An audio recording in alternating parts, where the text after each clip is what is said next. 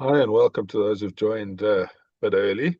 Yeah, so it's only 12 minutes to one, so we still got time for everyone to log in and set up. And so we'll hopefully should be able to start a bit early today, just after one, once everyone's logged in and ready. In the meantime, just hold on, and we'll see you again at just after one.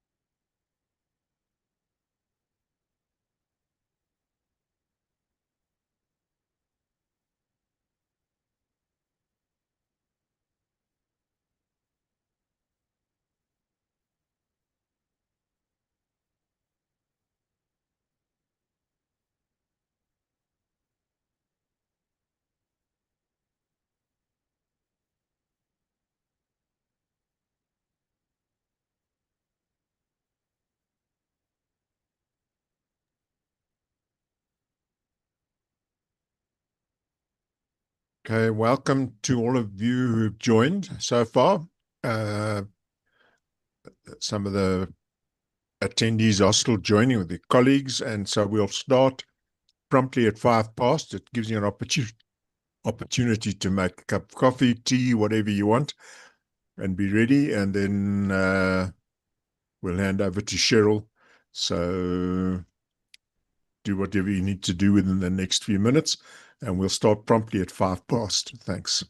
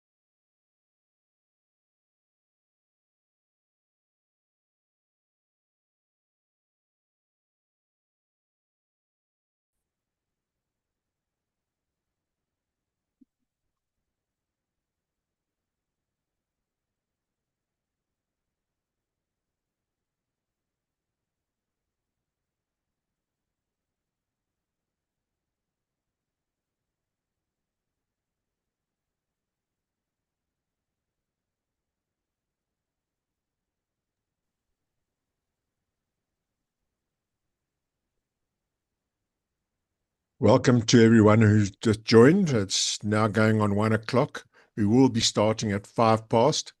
To give those of you who haven't joined, or those of us that haven't joined, an opportunity to join. Make yourselves comfortable, get a cup of tea or coffee in this cold weather, and we'll see you in 5 minutes.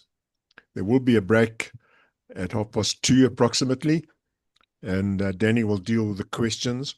So if you have any, he'll explain to you what should be done, but feel free to ask questions at the appropriate time. I'll see you just now.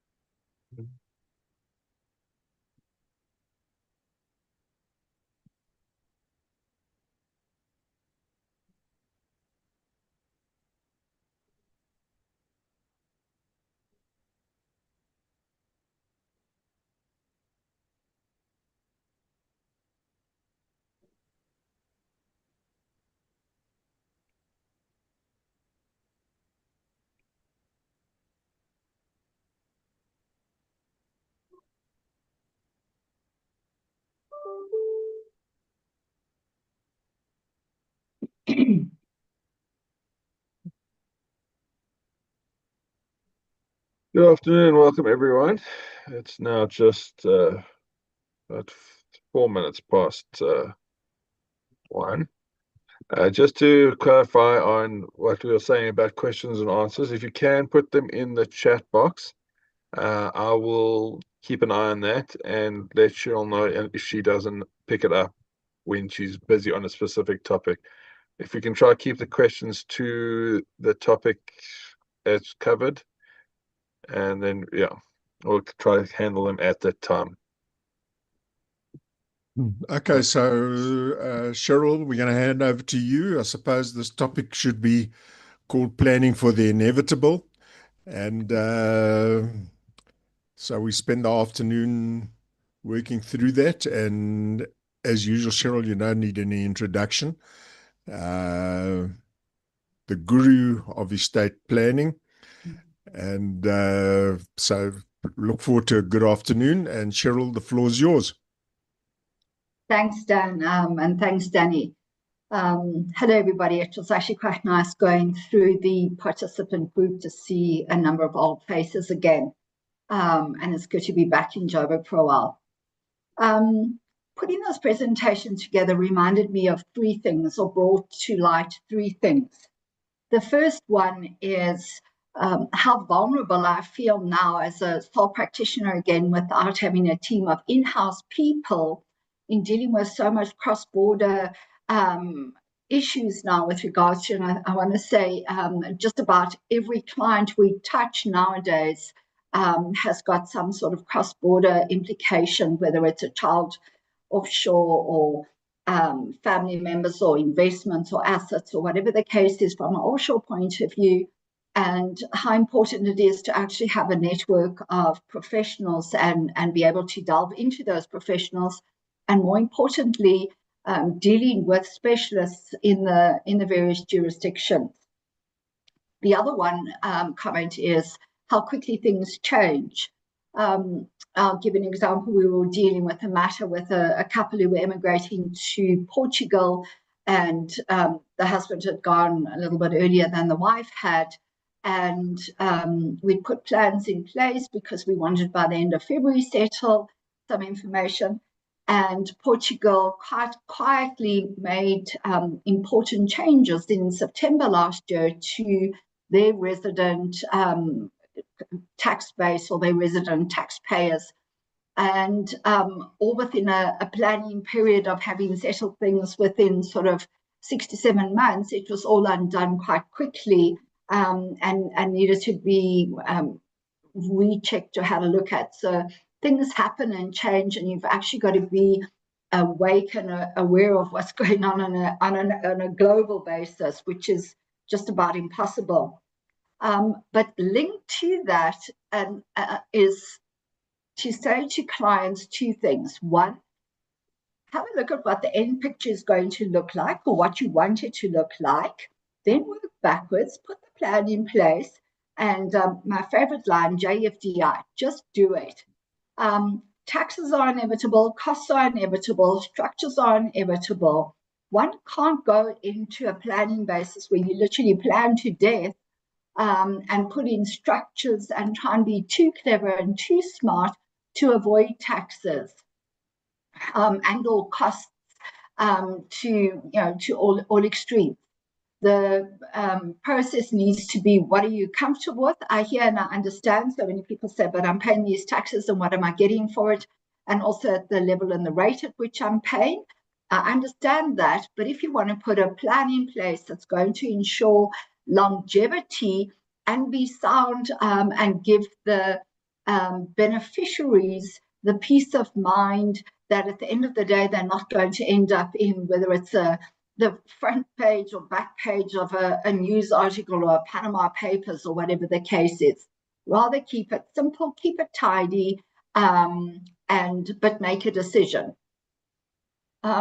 Having said that, I want to go through when I was, again, also just putting the details together. I know Hugo van Zyl at Taste had a excellent presentation last month on CITES and ex-con and the various issues from a SARB and a SARS perspective. So I haven't included in this. I think Danny and Stan, the presentation and or slides, I think is available if those who didn't attend the presentation last month. It's available. It was an excellent presentation, as the gents always do. And I will say the two of these presentations kind of dovetail on the basis that you do need to know what's happening with regards to the SARB requirements, the SARS requirements. There's been a number of changes over the last couple of months that are pertinent, especially with regards to submissions of AITs and or trust-to-trust applications. The discussion outline, very briefly touch and have a look and see what estate planning entails. And I do want to say, yes, it's all about the paperwork. That, as you'll see as we're going along, the development of paperwork, from whether it's a clarity perspective as the planner giving down to his children, B, whether it's in connection with, for instance, a matter that we're dealing with now, where it's a deceased estate and a number of foreign assets have come to light. We're grappling for paperwork, and had it not been a while back when we put a plan in place, or when I was dealing with him under our previous practice with that paperwork, we would not know what the position is now following this individual's death. Going to look at the appointment of executors and trustees. I did start to put in here local versus foreign, and then realized it's all local and foreign. Drafting of a will, dovetailing the will and the trust deed, bequests of foreign assets, and then quite a big one, the trust-to-trust distributions. In fact, when I did this presentation around about this time last year, trust-to-trust distributions had come out in, I think it was like August, September 2023, and the process hadn't really been put in place, in that the announcement was made by SARS, and then it was premature in that people wanted to submit, and Reserve Bank or the authorized dealers weren't quite sure where and how. So it took a couple of months for the processes to be settled. I know this is a hot topic at the moment, and I've been involved in two successful ones still pending now at the moment. I know a number of colleagues have done it. So this trust-to-trust distribution is, I want to say, a game changer as far as foreign or estate planning with from an international perspective. I always said, and I remember years ago doing a presentation where at the end of the day, individuals were setting up exactly the same mirror image between trust and companies in South Africa, and then doing a similar one offshore. And the comment was made that were it not for the South African Reserve Bank, our forex restrictions, nobody would have ordinarily have had two of the exact structures as such in two different jurisdictions. In that, because South African trusts were not allowed to hold direct investments, essentially one had to replicate the structure offshore, and sadly unwind some of the planning that had been put in place from a local perspective in order to get the funds out of the local trust and be able to remit them offshore. So now I want to say, finally, we've been able to streamline, and certainly with the two that I'm involved with, or of the two, we're actually going to terminate the South African structure and literally keep from an offshore perspective. Yes, there will still be maybe South African taxes that are due. There will be South African administration required as such, but we can collapse the double structures, collapse the cost, and move essentially the client's wealth offshore. And you'll see when we go through it, it does come at a cost, and hopefully the benefit of literally being able to have those funds offshore within a sound structure, and the ongoing, or the ceasing of the ongoing KYC, whether it's here in South Africa or offshore, reducing that admin must certainly be a great advantage. Priceless, as one client said the other day. Just a very quick one, looking at alternative vehicles for asset protection, and then tax considerations for non-resident heirs and children. I've kind of done that on the basis of just a couple of examples, practically to say, think of this or consider the following. You'll see also in the presentation, I've given you either clauses or sections of resolutions and or policy statements or documents that we've developed over the time. I'm certainly not saying it's gospel and it's the be all and the end all. I want to say they have stood the test of time, both from a SARS query perspective, and or dealing with beneficiaries or the next generation or subsequent generation of beneficiaries in the form of legacy, and just understanding what the intention was with either their grandparents or parents in setting up the structures, why a beneficiary may or may not have been included as a co-trustee or as an executor, and also more importantly, why maybe a beneficiary has been excluded from a will. September last year, in fact, just on that point, I want to go back when I was working at BOE in the 90s. I had a client who had admitted a child from a drafting of a will as a beneficiary. They'd admitted that child, and the person died a couple of months later, and it was the most gut-wrenching, heartbreaking meeting that I had when the son said, "But why was I included? What did I do?" And even about a year later contacted me to say, "Is there any reason I was done? What did I ever do wrong?" And I vowed and declared then that I would never be in a position where I would put an estate plan together. I know it is the client's one, but I wouldn't put an estate plan together where at the end of the day, it didn't have that soft touch. So I want to say what there's a technical aspect, and you work again according to the law, and you can put the most perfect trust company structure with all the plans and in place. But at the end of the day, if whatever the structure is destroys or leaves a bad feeling or bad taste in the mouths of the beneficiaries, then the planner hasn't achieved what he or she should have, and I'm not sure if we as a professional have done that. So in the 90s, I vowed and declared I would never do one, or if a client was insistent on not putting a beneficiary in or accounting for a beneficiary in terms of a trust as such, I always advised or said, draft a letter so that that child can understand one day why, because once you're dead, there's no going back, and this will forever be in the, it will forever be an issue. The child can't resolve it on your death, so don't do it. In September last year, I had a client who excluded a son from a will, and eventually, after much back and forth, he agreed to put the son in, and I'm now winding up that estate, and this one's come back to bite me, and I can now understand why the son was not included. But having said that, I would probably, one of my co-trustees said, who was present at the will instruction meeting, said, "Would you do it again?" And I said, "I would still do it again, but this one bit me." Just from an admin point of view and the issues this son's raised. So what I want to say is putting an estate plan together is not all about the rands and senses. It also includes, I want to say, lots of heart in the form of making sure that there's a good structure with a legacy that one can follow through as a family. Understanding the family and the dynamics and what the end picture should look like for each family member is probably the most important one.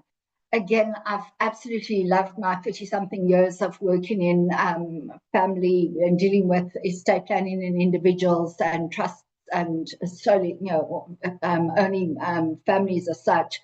And somebody asked once why, and I said because it's the best to see the dynamics and who's the black sheep, who's in, who's out, and that my family is actually just a normal, I want to say dysfunctional family as anyone else. But understanding who the players are, and when I say the end picture, if you end up putting in something together for a client where maybe it's sound as far as asset protection is concerned or taxes are concerned, but the client turns around and says, "But I always wanted that child to have that asset," or I wanted to keep the family holiday home from a legacy point of view and make sure that there's money is available to look after it without any of the beneficiaries having to dip into their pockets.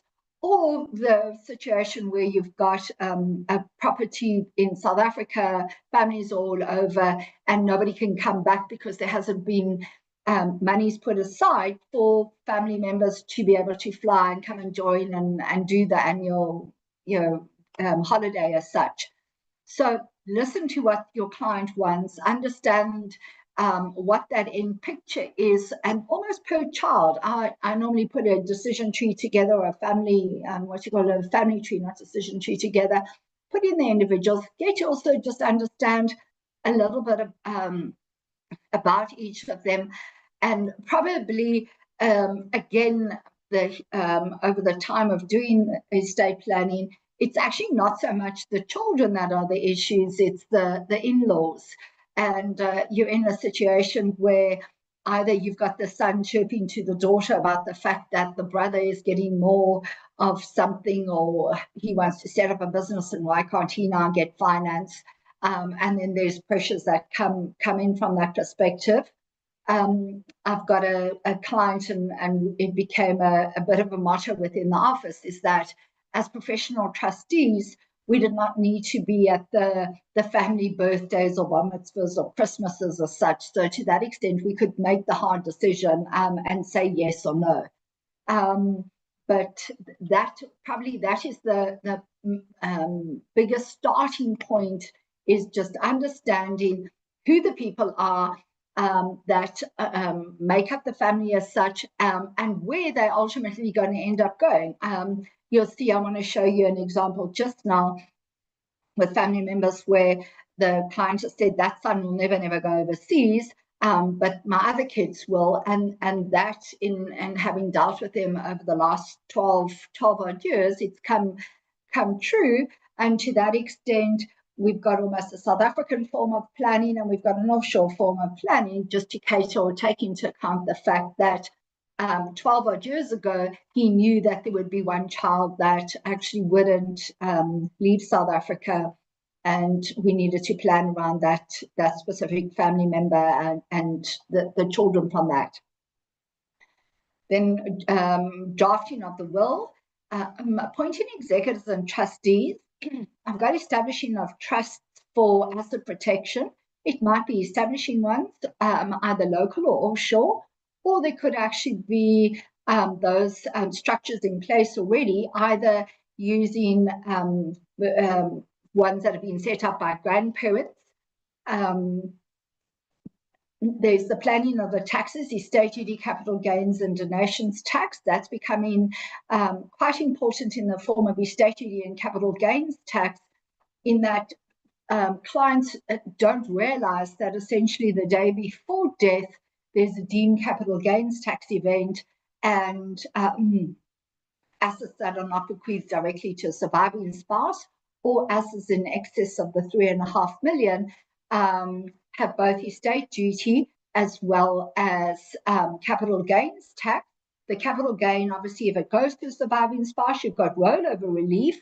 But then it's important to understand that from a rollover perspective, the base cost of the first dying spouse becomes the base cost of the surviving spouse, and therefore it's not the market value at the date of death that the capital gain is calculated on, but the one at initial purchase, and that capital gain or that liquidity and cost, and it is essentially a dry tax in some instances, especially for immovable properties as such. Using a fine example being the holiday home, where dad might have held it, dad dies, goes to mom, mom dies, and then it goes to the children. But because we want to, or the family want to keep it as a legacy asset, it's not to be sold, and then you're scrambling for funds in order to pay both the estate duty and the capital gains, because now you've got an asset that's going to it hasn't got the benefit of the Section 4Q spousal allowance. So addressing liquidity in the estate is actually, I want to say, after having a look at the family dynamics, that's probably the most important. again, I want to have a look at it or reference back to this estate that I'm dealing with, where we've got massive assets, and the estate is asset rich but cash poor. And we're now sitting in a position where we're trying to sell assets, or in this instance, as from an executive point of view, I'm trying to raise bond or finance against equity-based assets in order to settle just the day-to-day living costs of beneficiaries and the assets, the houses and homes within the estate. So liquidity is quite an important one. Consider the offshore assets, and then just understanding the various implications for the global family. Stan and Danny, I'm not sure. I just want to, on my screen, I'm not getting, there's no chats. Give me a shout if there's anything then in connection with the chats as we're going along. There is one, but I thought maybe it would come more to something later. I can read it out to you. It says, I'm trying to wrap up my dad's estate. Oh, he was born in South Africa, but he became a US citizen 20 years ago. The problem is that RSA banks and Old Mutual do not accept the US death certificate. What does he do now? Okay, that I've actually dealt with, and you'll see in the slides, I've actually said, coming down, what you've actually got to do if a person dies overseas, and how do you record that death from a South African Home Affairs point of view. And unfortunately, it's going to take a lot of patience, a little bit of legwork, but I will actually go through that. That is part of the presentation later on. That's why I left it. I was going to leave it till later, but yeah. All right, we'll touch on it then. Otherwise, we're good for now. Perfect. I think I've covered some of this family dynamics. I've got there the step family and the in-laws. Family members requiring support, such as elderly parents and relatives. That's quite an important one, especially if the funds are all remitted abroad and put in these fancy structures on the death of the planner and maybe his wife or vice versa. And then that person remains back in South Africa, and then you've got to repatriate or bring cash back into South Africa in order to pay for the monthly living. A while back, a client was adamant in sending absolutely everything offshore, and now is run out of money from a South African side and is needing to bring in. And the tax cost of bringing, both the tax cost and administrative cost of bringing that in. And as we know, the Rand has, with its fluctuations, it hasn't been it's certainly not the smartest move from moving everything offshore. I want to say it was, and then needing to buy bread and milk from, within South Africa. There needs to be a balance on that. Ex-spouses is an important one. If there's maintenance agreement and specific assets, look at the structures already in place, and then obviously any philanthropic endeavors that anybody wants to do with it, whether it's setting up bursary charities or structures on that basis, or supporting local charities. I want to say it's and I'm not sure if it's got to do with the fact that you're spending R1 to save 20 or 25 cents in the form of estate duty. But I recently, in the form of wills, I've actually seen that quite a few clients are actually putting in something in the form of donations. And then obviously if it goes to a PBO, there's an estate duty deduction as such, or it's deducted for estate duty purposes. This is an example that when I said understanding the family dynamics, we had a trust that was set up by a gran in the early 90s. She lived to probably almost 20 years of the trust in the family. Her son and his 2 children lived off the trust as well. And when she died, she put in a letter of wishes. So we had was a letter of wishes then at that point in time, to say that at the end of the day, the trust was set up for her son. He was extremely spendthrift and reckless with monies and was forever asking the trustees for money. They had a partially dependent grandson where she was unsure of where he wanted to be in the world, and he's in fact gone back home to PE after having done a little bit of traveling, and that's where he wants to be based, and he's got no intention of going anywhere. And then a go-getter daughter who left South Africa immediately when she graduated. I always think that she the intention for leaving was slightly more than just going to see the world. Nevertheless, Gran, as I said, had put this letter of wishes together with a restriction on capital. And she also said that at the end of the day, because she was worried about the fact that the son was going to spend all the children's inheritance, and sadly actually did in the form of monies that had come through from his dad that he had as in his capacity as a guardian of the children, and our trust had to bail that out. But she always wanted the money to be retained in the trust. When we eventually started to have a look at, and when I say settling down, and as we realized that the daughter was overseas was the one thing, and then the second one was the importance of holding foreign investments offshore. At that stage, it was in terms of the foreign investment allowance, but we needed to work our way around the letter of wishes. I want to start off by saying a letter of wishes is not binding on the trustees at all. Trustees must still exercise their discretion, but obviously, having set up the plan, you did want to, as much as possible, honor the grant's wishes, but still be smart as far as ensuring that the beneficiaries were well looked after, and that the investments, then we had direct offshore investment exposure, and obviously through a trust at that stage, the inter vivos trust could not hold the direct investments. So what we ended up doing, because of and I want to say this is probably more around the spendthriftness and the recklessness of the son and to a degree the grandson, we worked on the basis of the trust loaning each of them their 10 million. We did over 2 years, so each of them got 20 million over a 2-year period, and it was set up in an investment policy with a multiple signatory platform, where at the end of the day, one of the trustees could also be the signatory on the policy to ensure then that they could not just redeem their investments and do with whatever with it.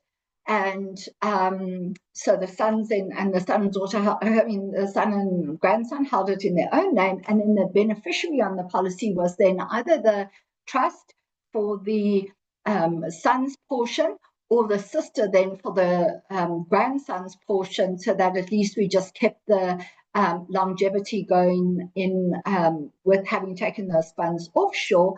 And then and the reason that we went on the basis of the 10 million rand loan rather than an outright capital distribution is that we did want to, as trustees, just keep some sort of umbilical cord or attachment back to the trust, that as far as the two gents were concerned, it was not their funds.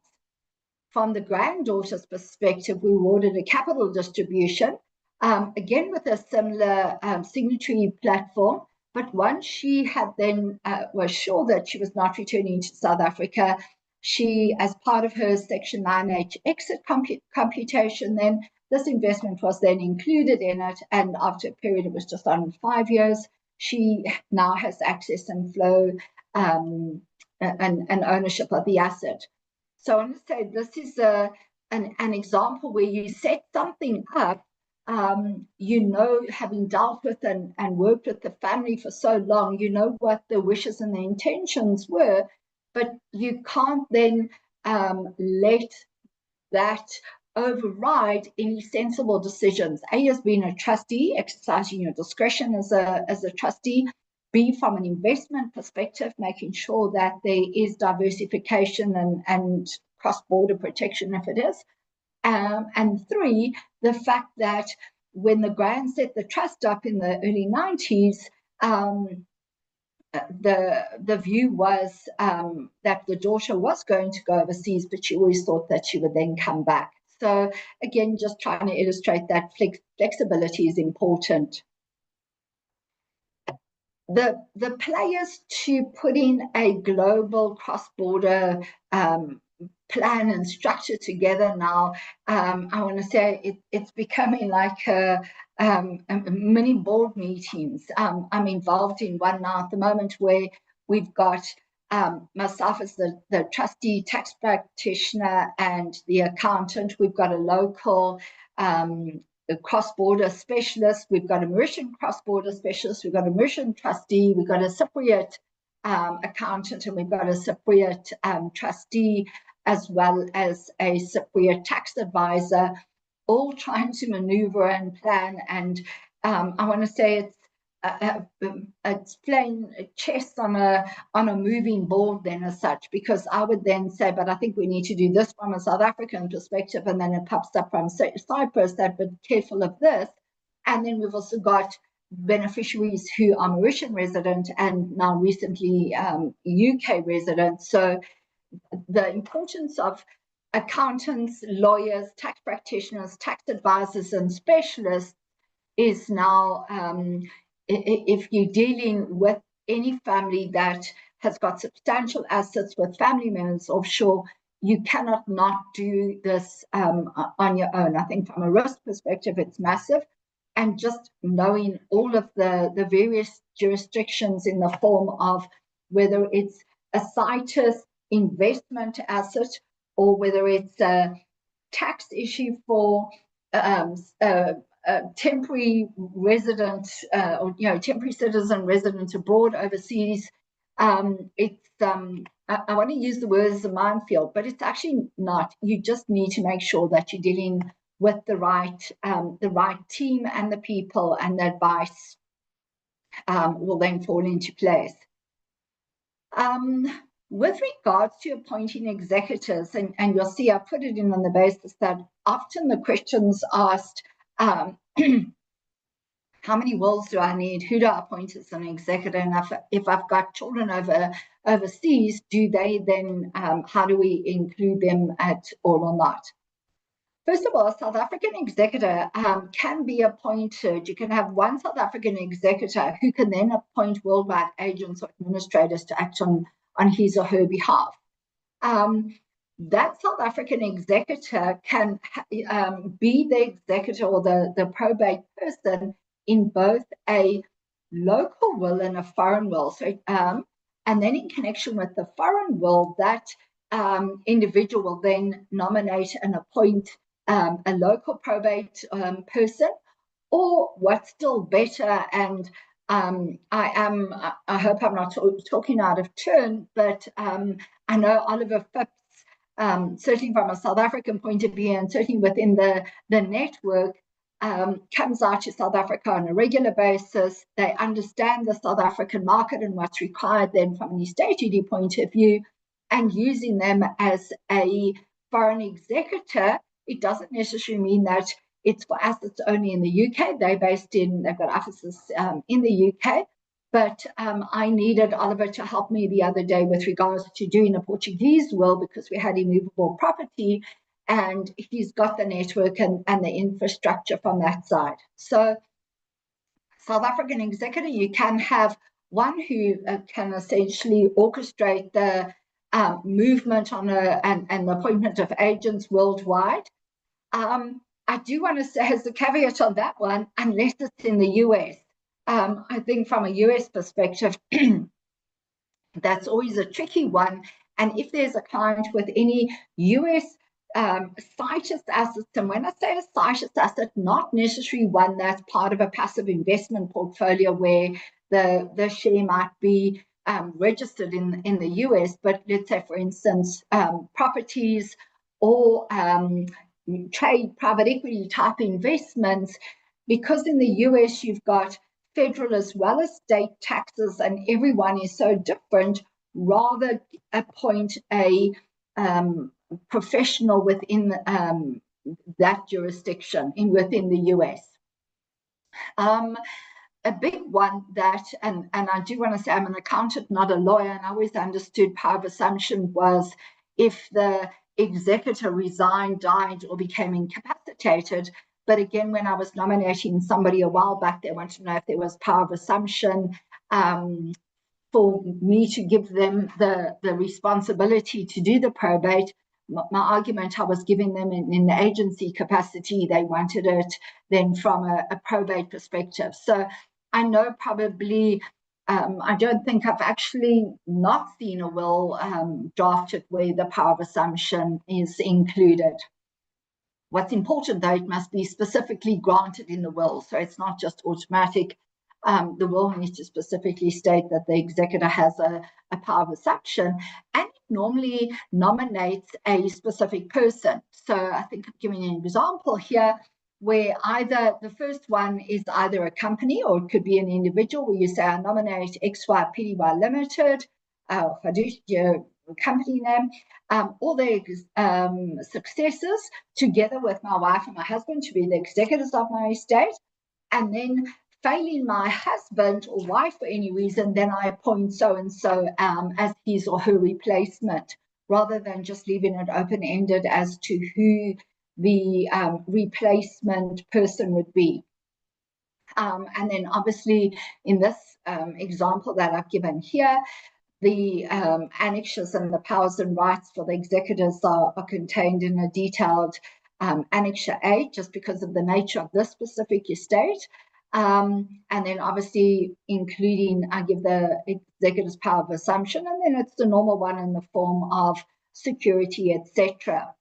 What I do want to put in, and I'm not sure if I've got it, I know I deal with it, I'm going to raise it now, and I apologize if it pops up again later. I do want to say, in connection with the nomination of an executor, one does put in the will to say that you dispense with security for the executor's appointment.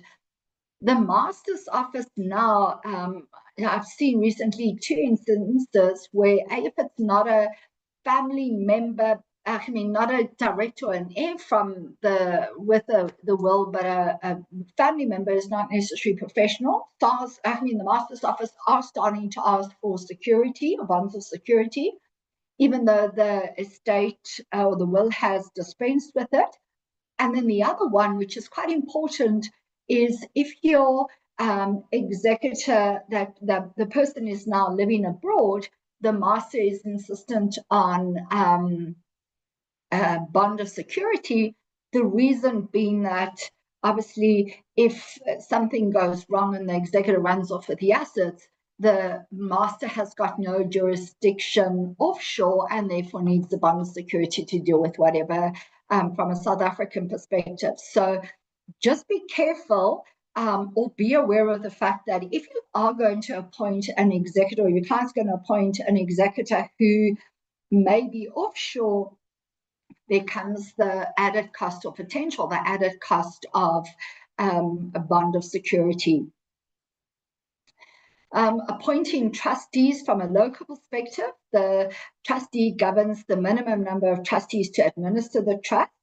A big one, and it's hell of important, especially given the problems that we're experiencing at the Master's Office, is that no person is authorized to act as a trustee until those letters of authority are issued by the Master. And I know it's taking a while for some of the LOAs to be issued. That individual, that nominated person, has got zero authority until such time as that those LOAs are issued. The appointment of a replacement trustee, for me as a trustee, rather than doing it as a letter of wishes, because that appointment is actually important in that as a trustee and as an executor, that individual then falls the shoes of the planner. And without being in that individual's head, you need to know that on his death, the following people, or these are the, the circle of trust, are the people that he would want to nominate then as replacement trustees, to give guidance to the independent or professional trustee, because remember, those are the individuals that have grown up, know the family as such, they probably see, especially if an individual's not a guardian, and I'm certainly not I'm not reluctant at all to include a guardian of a child as a co-trustee, because that the child lives with the individual. They know best what the needs and the requirements are, but then you might have another close family member overseeing the guardian as such, and then you've got the independent trustee who can provide and give guidance then from a professional perspective.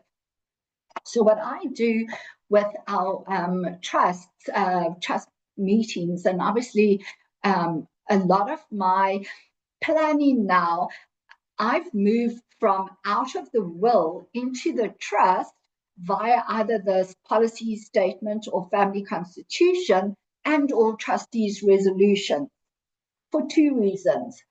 One, the trust, we touch the trust annually in the form of set of financial statements, a tax return, a trustees meeting, and therefore we catch up and can have a look and understand what the individual requirements are, and know now that in this instance Ms. C might have gone offshore, and therefore we need to change the trustees resolution. The other thing with regards to changing a will, a trustees resolution, it's a lot easier to sign it in that it can be signed by in counterpart. It's 3 or 4 or 5, well, depending on the number of individuals making a decision, where for me a will, from a signature point of view, it's important to make sure that the signing is done correctly, it's witnessed correctly, etc.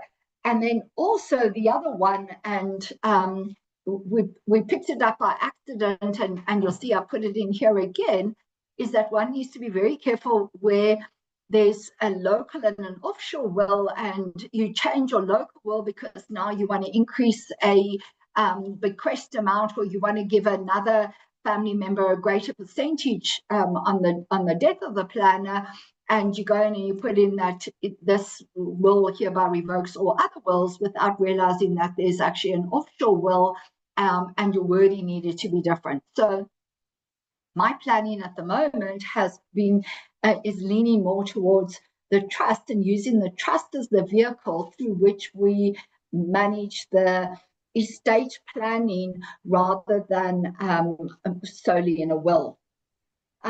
In this instance, the individual wanted her 2 children to become trustees on her death. So we've got the we've got the prescribed number of trustees, but following her, she wanted her children to become trustees, together with the trusted family member and the independent trustee. But her view was, when the youngest attains the age of 25, because her idea was, well, let the children enjoy varsity before they need to become financially, they've got enough on their plate getting to the age of 25 and passing varsity, with now having to attend trustees meetings on an annual basis or being involved in the finance. After that, they needed to stand up and take responsibility and be counted as such. So that was the reason we had here, was when the younger of them attains the age of 25, then both children needed to come on as co-trustees. One of the questions then we need to just have a look at is that in this instance, there will then be 4 trustees, and how do we navigate majority voting? In the second resolution, you can see here, we've had Dad, who was the main trustee, together with an accountant and an independent trustee, and his view was, when he died, he wanted his wife to come in, and only once him and his wife would had passed with the children then to be included. That wasn't in here, but it was very specific that his wife needed to come in as a co-trustee on his death. So this is just giving you examples of, and again, as I say, it's our practice, the way in which we're managing it. It's definitely not set in, as I said, this isn't the gospel as such. It's practice that I've found works really well. And especially now with regards to this recent estate, that was one of the last things that we did in connection with the failing trustee resolution. And when we had the meeting with the beneficiaries, when we did the reading of the will, one of the first questions was, who replaces Dad now as a trustee? And we had the piece of paper, could say that it was the daughter, and that basically closed down any further family discussion. So it was actually, it makes, I think, as whoever the person who's managing the administration post the death of the planet, makes their lives a lot easy. I've added Can I just quickly stop for a second? Sure. There is a question that says, what is the SA executors fees generally, and is it normally taken into account when deciding to appoint a family member, one of the inheritors, or as someone else as the executor? Okay, that's a good question. So the executive fees are on a sliding scale up to a prescribed rate. The maximum is 3.5% plus VAT of the value of the assets as such, the gross assets.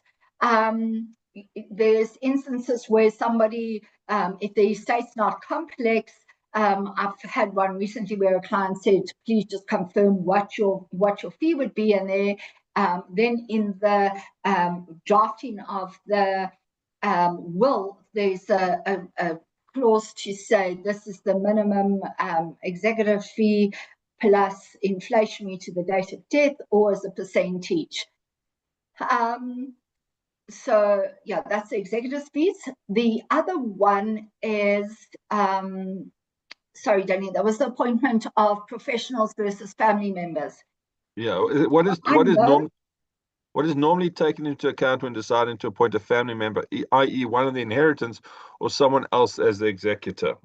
Yeah, so you know what, it literally just depends on I want to say it's very client specific. Some the clients that we've got somewhere at the end of the day, they're saying it's up to my children to decide who they want to work with. I've worked with you, winding up my or doing my tax affairs and doing my will, etc. Whoever my children come to deal with, let them decide. Or you've had the other instance, you've always worked with me and the children need to work with you. So it doesn't necessarily, or you've got the one where bring on a child as well, or the children as well as the individual. So it's very, it's family dependent, case by case. 9 times out of 10, I always say bring on a family member, because as an executor, you fill the shoes of that individual and you need to make decisions that you want input from the family. Like, for instance, is mom going to stay in this house, or are we going to look at selling it? If we're going to sell it, should we do it now within the estate so that we benefit from the 300,000 or whatever the estate duty implications are, or do we move it? So always having a family member, for me personally, having a family member involved is a warm, soft comfort, in that I want to say by default or by force, they actually have to be the family need to make a decision then as such. I've had another one where family members have been involved, and eventually I just wanted to say, just leave me alone. Let me do the job. I don't need to be checked on every 5 minutes whether something's happening. So it's a difficult one. Yeah, it's a difficult one. It's on a case-by-case basis. Also, what's important, if I'm understanding just from an inheritance side, if an individual, a child is appointed as the executor, it doesn't mean that they're precluded from the inheritance. You'd probably find no child would ever do it then.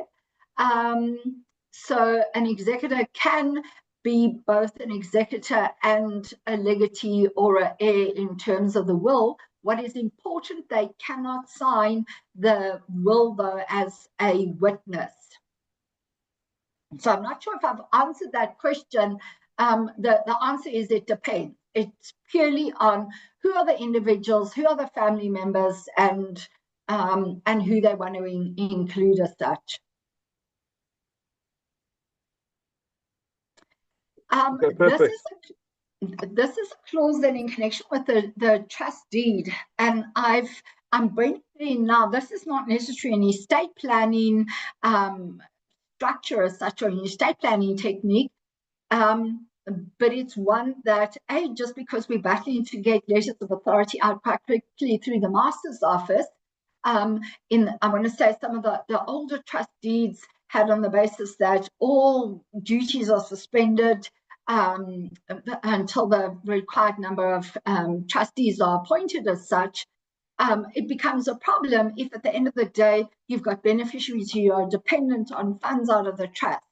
So what we've got is we've got extended, or having a look within our clauses now, we're setting up either, if it's replacement deeds or drafting new trusts, where we say that if the remaining trustees or the number of trustees falls below the minimum, the trustees are authorized to continue exercising all powers for the maintenance and the general administration of the trust.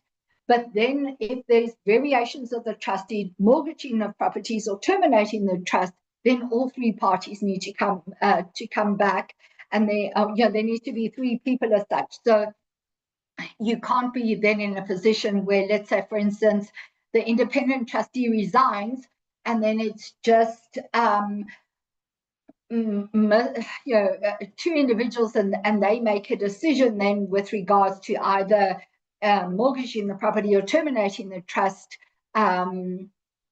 It just gives a little bit more protection. Again, a clause has come back to bite me in that I'm sitting, a dad died, I've got mum and myself are the co-trustees. There's only a property held by the trust. She's now going abroad to be with her children, and we want to terminate the trust and distribute the property out as an in specie distribution to mum, but I can't terminate the trust as a result of the fact that there's not a minimum of trustees. So short while we're going to need to bring somebody in. I can distribute the property, but I can't terminate the trust. So we're going to distribute the property now at the moment, and then do the termination when we bring in the third trustee. So as I say, there's and in all my dealings, this is probably the first time that the minimum number of trustees has been an issue.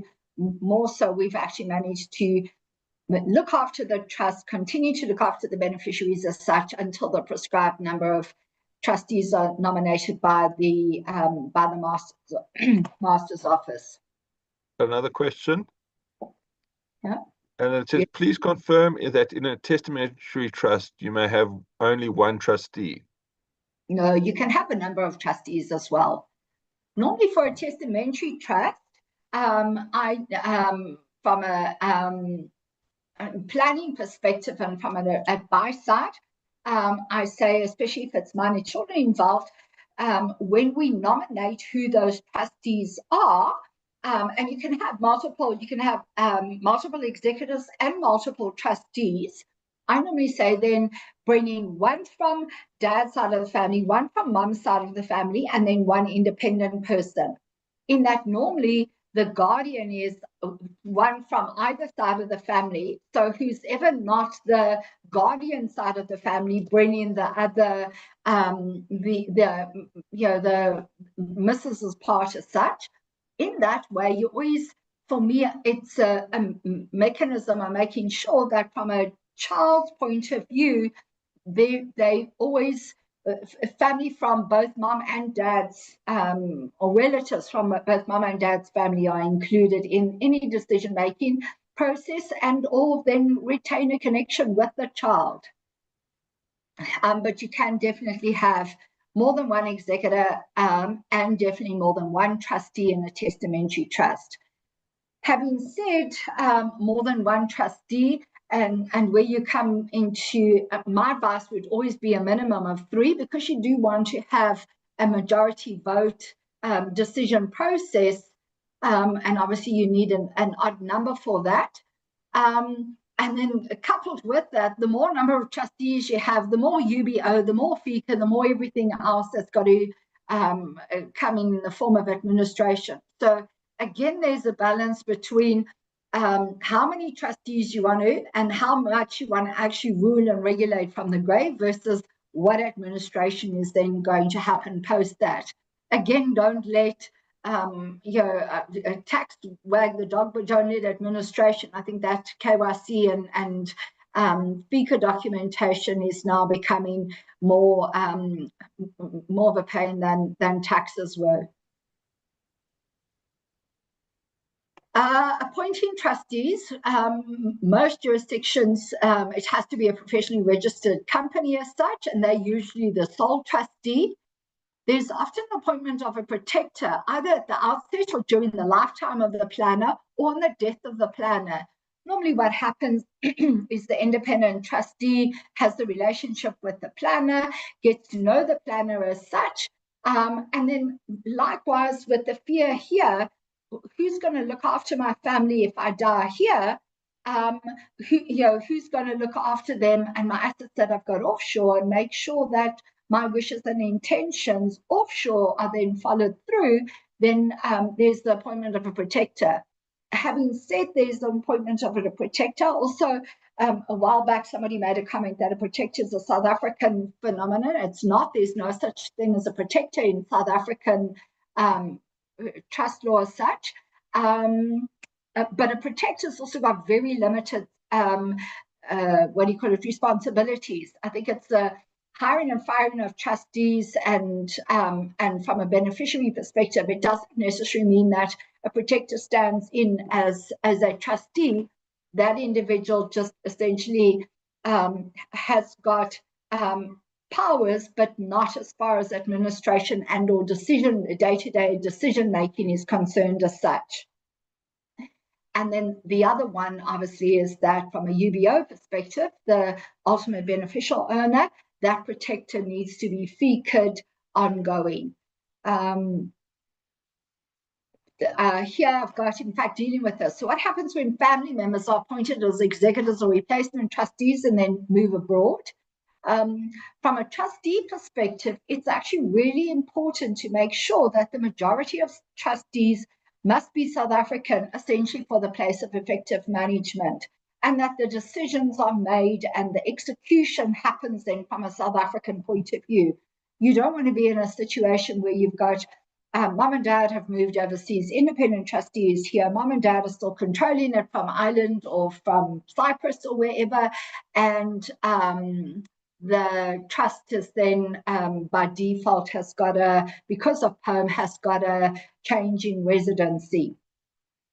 I actually went back when I was putting the slide together, because in the, I want to say the old days, when you signed your acceptance of trustee form, there was a clause that said, I will advise the master if I resign or if I become non-resident. And I see that line when I pulled the, I think it was, what's it, J4415, sorry, forgive me the number, but when I looked at it on the master's website the other day, specifically in that I want to do a cut and paste, I see that that is no longer included, which is an interesting one, given that we're now in the stage of more global, footprint as such. But years ago, there definitely was a clause that said, I will advise the master if I no longer become or if I'm no longer South African. That has been removed from the form. And then likewise, I've then put in with the executor that the master may require security, and even though the will dispenses of it, and or for a family person, a family member. And then the last question is, do you then only appoint South African-based family members? Again, it just depends on family circumstances. The fact that I've got one co-executor with me in Australia, it just makes having those meetings a little bit of a challenge, because I never know whether it's South African time or Australian time. And obviously with wet ink documents that we've needed to have completed, in some instances, those have had to be couriered, but it's not insurmountable. It can work. So don't, just because you've got a child living abroad and you really want that child involved in winding up the estate and party to it, it's workable. There's obviously just a little bit more admin involved, but definitely workable. Looking then at drafting of a will, and when is a foreign will required? Now, the first thing I want to move from or put out, I've often got clients say, well, we're definitely going to do a foreign will because then South Africa won't ever know about those assets and then they're not part of the estate. Wrong. A foreign will has got absolutely nothing to do with the reporting of the estate from a South African point of view. Those worldwide assets are still included in a South African estate. They still have to be reported in an L&D account. The foreign will is purely for ease of administration of transferring of assets, and very specifically when there's immovable properties. So the fact that there's two wills, the foreign will does not override anything from a South African perspective. The reporting has still got to happen in the South African estate. So the South African executor and the offshore executor actually do need to work together from that point of view. But a foreign will is purely for the ease of administration of assets held abroad. And I want to say nothing more than that. And I'm not just missing any the importance of having a foreign will or that foreign professional. One worldwide will could also sufficiently deal with assets, but again, just come back and check the common law, the civil law principles, and also the registries. You'll see now in Dubai, and I've put it in, let me just go ahead. Here in the Dubai International Financial Center, there's actually wills and a probate registry now at the moment, and it was reconfirmed 9/2017 as such, where it allows non-Muslims to register wills in accordance with the common law principles, where at the end of the day, they don't need to be Sharia compliant. So just coming back, have a look and see where your asset is and what is the type of asset. My view is as soon as there's an offshore immovable property, regardless of where that property is, you need an offshore will. And even more so than if there are civil law or forced airships, and I'll give you an example. I've included it in the presentation as to which are the common law countries and which are the civil law entities where, or countries rather, where there needs to be more careful scrutiny with regards to drafting of wills and putting wills together. I want to say from a Portuguese perspective, in some instances, you can't just have a will witnessed in South Africa. So you can't draft a Portuguese will, for argument's sake, have it witnessed in South Africa, and then on the death of the individual, send it over. It actually has to be notarized or not notarized. It's got to be attested at the local embassy. So again, just understand what is the jurisdiction and what are the signing or the witnessing or execution requirements for drafting a will in any other jurisdiction. This is court sealed documents with the master. Again, I'm going to go back and labor because it's very fresh and I'm still dealing with the pain of this recent estate now in the form of getting court sealed documents, because I've got he died in South Africa, but I've got assets in Dubai, I've got assets in Mauritius, and you've got those following the process now with regards to having these court sealed documents. So the first thing is they need to be notarized. And again, just have a look at what are the requirements, but essentially it's a will, the death certificate, a copy of the ID of the deceased, a residency card if requested, letters of executorship, a death notice, and then the passport of the executor. Then that notarized pack essentially goes to DIRCO, who then attest it and seal it, put the ribbon and the binding on, and then it gets lodged at the relevant embassy. That, folks, took probably about 5 months to get through that process. So right now, it took us, we got at the beginning of September. By the time we got our letters of executorship and then started to realize that there were these assets abroad and that we needed to then put the packs together, because not one of the banks would engage with me as the executor at all without any of the documentation coming from the embassy. It's basically going on 7 months before we could actually deal with anything from an offshore perspective. So it is a bit of a lengthy process, and unfortunately it's becoming a necessary evil with regards to, I want to say, the money laundering, not the money laundering, the fraud that's committed. I think people nowadays, or institutions nowadays, want you to notarize, certify, and basically, short of giving blood, make sure that all the documentation is legit and in before they release any information or make any decision. Having said that, it's also quite a good thing. And then lastly, just have a look and see if the wills need to be registered with the local authorities. Like I've said, there's Dubai now at the moment. South Africa observes a common law as common law as in relation to inheritance, which is basically what's been influenced by the British common law. I've given you what are the common law countries: Australia, Canada, obviously excluding Quebec, United States, and the United Kingdom. And then your civil law countries, which are France, Spain, Germany, Mauritius, and they have got the forced heirship. So again, if you've got assets or if you've got assets in any of those areas, you might need to have a look specifically then with regards to wills and or what the requirements are.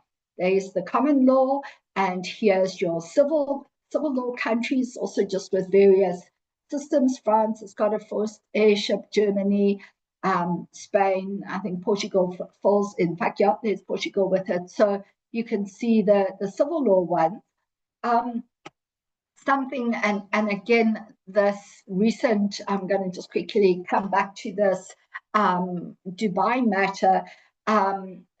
Again, I'm learning fast and furious in connection with assets being held in Dubai and the UAE, in that, similar to the states, where you've got your state and federal laws, in Dubai you've got your your trade zone. So you might have the Al Kamain or the RAC or whatever the trade zones are, and you need to then understand what are the requirements in each of those. From what I can understand, depending on where the trade zone is or who the trade zone is how sophisticated the system is as to what is then required, registering the will or just getting wills upheld, a foreign will upheld in those free trade zones. So in my instance, we were not aware of the fact that the deceased held assets in his personal name in Dubai, immovable property nogal. And now we've got to go through a court process in order to get our worldwide will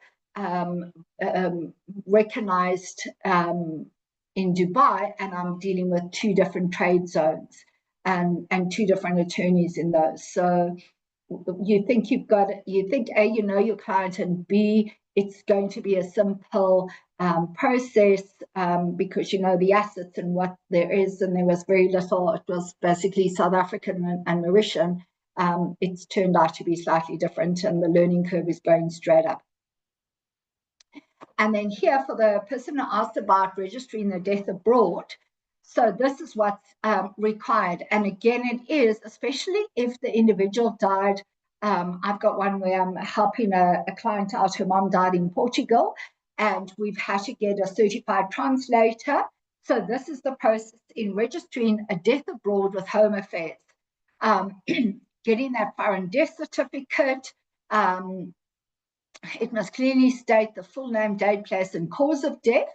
What I'm also finding is that and on the Portuguese one, from an embassy perspective, they actually wanted to know who was with the individual at that time of death, and they actually wanted an affidavit as well, translated then into English, confirming that that specific family member was with the individual, and we now trying to get it lodged at Home Affairs and dealing with it from Home Affairs. From a Home Affairs point of view, they keep telling us that actually a family member has to come in and report the estate. So, or report the death, not the estate, sorry. We're working around that at the moment, but from what I can understand is that family members are the ones that need to go in and do the reporting where it's been a foreign death. But this is essentially what's required. Certified copy of the death certificate, a sworn English translation by a certified translator, certified copies of the deceased ID and passport, if both are available, a copy of your ID and passport as the person, and I've said here, registering the death. As I say, we've been thrown out because they're looking for a family member, and then you've got to complete this DH1663 form, which must then be completed at the embassy, and then obviously include all the details of the deceased and the informant. As I say, in our particular instance, they wanted an affidavit from the informant, in that they wanted to know that the informant was actually present at the date of death, and then obviously just proof of relationship authority. If it's not the next of kin, just giving a letter of authority or what the relationship is. So having said this is the black and white, when you're actually dealing with somebody at the counter, it's a little bit different, and we are going back and forth. But for the person who asked in connection with how do you register it, this is it. And you've got to actually register the person who died abroad in South Africa. Otherwise, that individual's always alive as far as home affairs are concerned. So you've actually got to close that door. So even though the individuals lived for the past number of years, if that individual, and it comes back to almost Reserve Bank, if a barcoded ID was issued, that person falls within the Reserve Bank regulations, that person's on Home Affairs. If the person left yonks ago for overseas, hasn't come back, dies abroad, it still needs to just be cleared from a South African point of view to get the person off the system as and reflected as dead. And then lastly, then in connection with the wills, just be careful. As I said, we got caught the other day with drafting a will, and fortunately picked it up quick enough that at the end of the day, my South African will, we were drafting the South African will, then realized it was an offshore will, but the South African will said it deals with my worldwide asset, and therefore I revoke everything else. Forgot that there was an international will, so my South African one had to come back to say it deals only with my South African assets. My foreign will is still in place. So just be careful when you revoke all wills that you're not inadvertently revoking the foreign will and thus making it invalid. And then appointment of executives, most importantly, as a professional, as I understand the players. Letter of wishes versus policy statement. We'll unpack the policy statement in a little bit more detail. I've gone through why I do the trustee nomination, and then ensuring that the will and the trustee dovetail while not taking away any of the discretionary powers from the trustees. Because also just remember that in terms of the Estate Duty Act, Section 3.3, if a taxpayer is competent to dispose of an asset for his own or his own benefit, or that asset could potentially, and especially from a trust perspective, could potentially fall within the estate as a deemed asset. So from a practice perspective, I've seen agendas for trusts of trust meetings, and one of the agenda items is reviewing the will of the founder. In my view, a trust meeting is something completely different to reviewing the will of the founder. They actually are not linked and should not be linked. And likewise, I know a number of trusts say that the founder can give testamentary, or has the opportunity for testamentary powers, like, for instance, nominating trustees.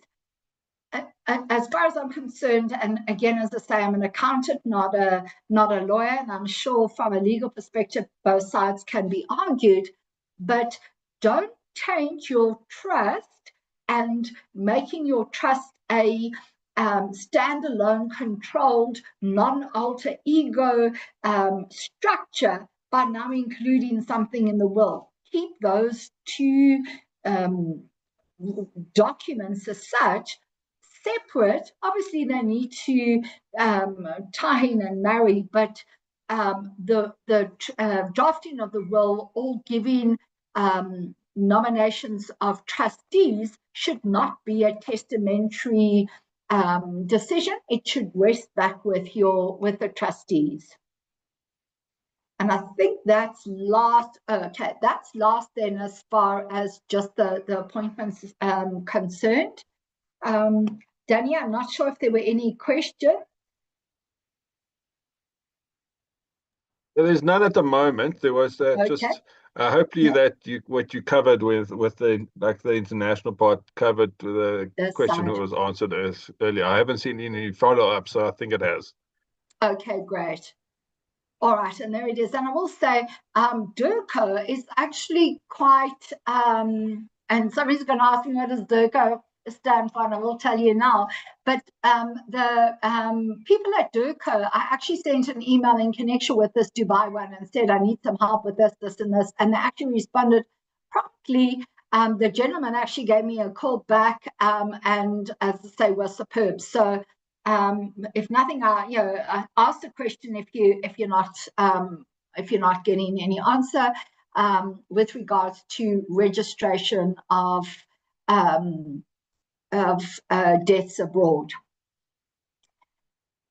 I want to now, as this part, touch on the letter of wishes versus policy statement. And in fact, I should actually put policy statements / family constitution. Family constitution sounds very, very formal, but where you're dealing with clients where you've got millions and millions, it is a very formal and it's a big people decision. So policy statement / family constitution, I think certainly from a South African point of view, and if I have a look at how trust administration has evolved in the 30 years that I've been involved in trust administration, it's becoming far more, I want to say, articulate, far more intense and professional, as it flipping damn well it should be, because as trustees, it's a professional job. So where you previously had kind of mum, pop, and the best friend or family friend who were trustees, the master brought in that you now need independent trustees, and it's not so much a case of, well, make the decision when we come in, or this is what I want to do. As far as the plan is concerned, you're bringing in policy statements, and maybe that's evolved as a consequence of being offshore, or whether it's the amassing and the wealth now, or trusts are now, and it's a really probably an unPC or wrong statement, but in order to make a trust viable, previously, I think people used to ask, what was it? And used to say, well, 15 to 20 million was a good figure. 15 to 20 million, it's an expensive vehicle in which to keep a trust now. So the cost of administration has taken a lot and cleared a lot of the smaller trusts out of the system. And I want to say, certainly, what I've seen in the last number of years, the fiduciary industry is becoming professional, and as I say, as we rightly should be. Now, this document here at this stage, it's a letter of wishes, is not binding on the trustees at all. I have in my policy statement at the top, it basically says that the reason for, and we put in a recorder and say, the reason for drafting this document is that the trust is the residual heir of Mr. and Mrs. estate, and therefore they want to giving advice and guidance as to how they would see the distribution of the assets and the ongoing legacy element failing mum and dad. And then with a line to say that this in no manner detracts at all from trustee discretionary powers. Again, just coming back to this estate, this Dubai one, I had a detailed policy statement, and obviously the will and a replacement trust deed, and you'll see what we've done in further on with replacement of trustees for failing beneficiaries. And the advocate went through it and obviously said my policy statement was a good document but not binding. But the lawyer was actually, he said, I'm going to steal this concept. It's actually a very good concept. Then it's a good communication, but definitely not binding as far as any of the decisions are, because at the end of the day, whatever decision is made over keeping a property, selling an asset, giving people money, paying for education, whatever the case is, it's at the discretion of the trustees at that time. So the policy statement is purely a guidance from the planner and his or her spouse to the family to say, when we're not here, this is what we would like to see happen. This is why, the who, the where's, and the how muches.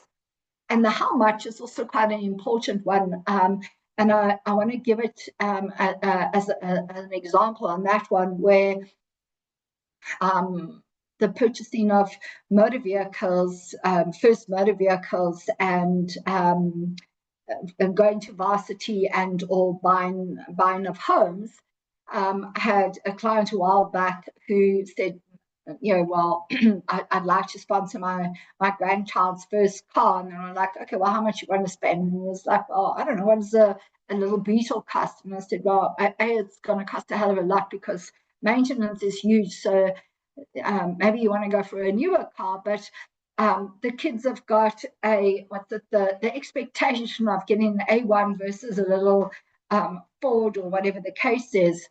So I'll show you what we've done, whether you put on a monetary amount or whether it's then done based on the individual's circumstances. Oh, pardon me. Sorry.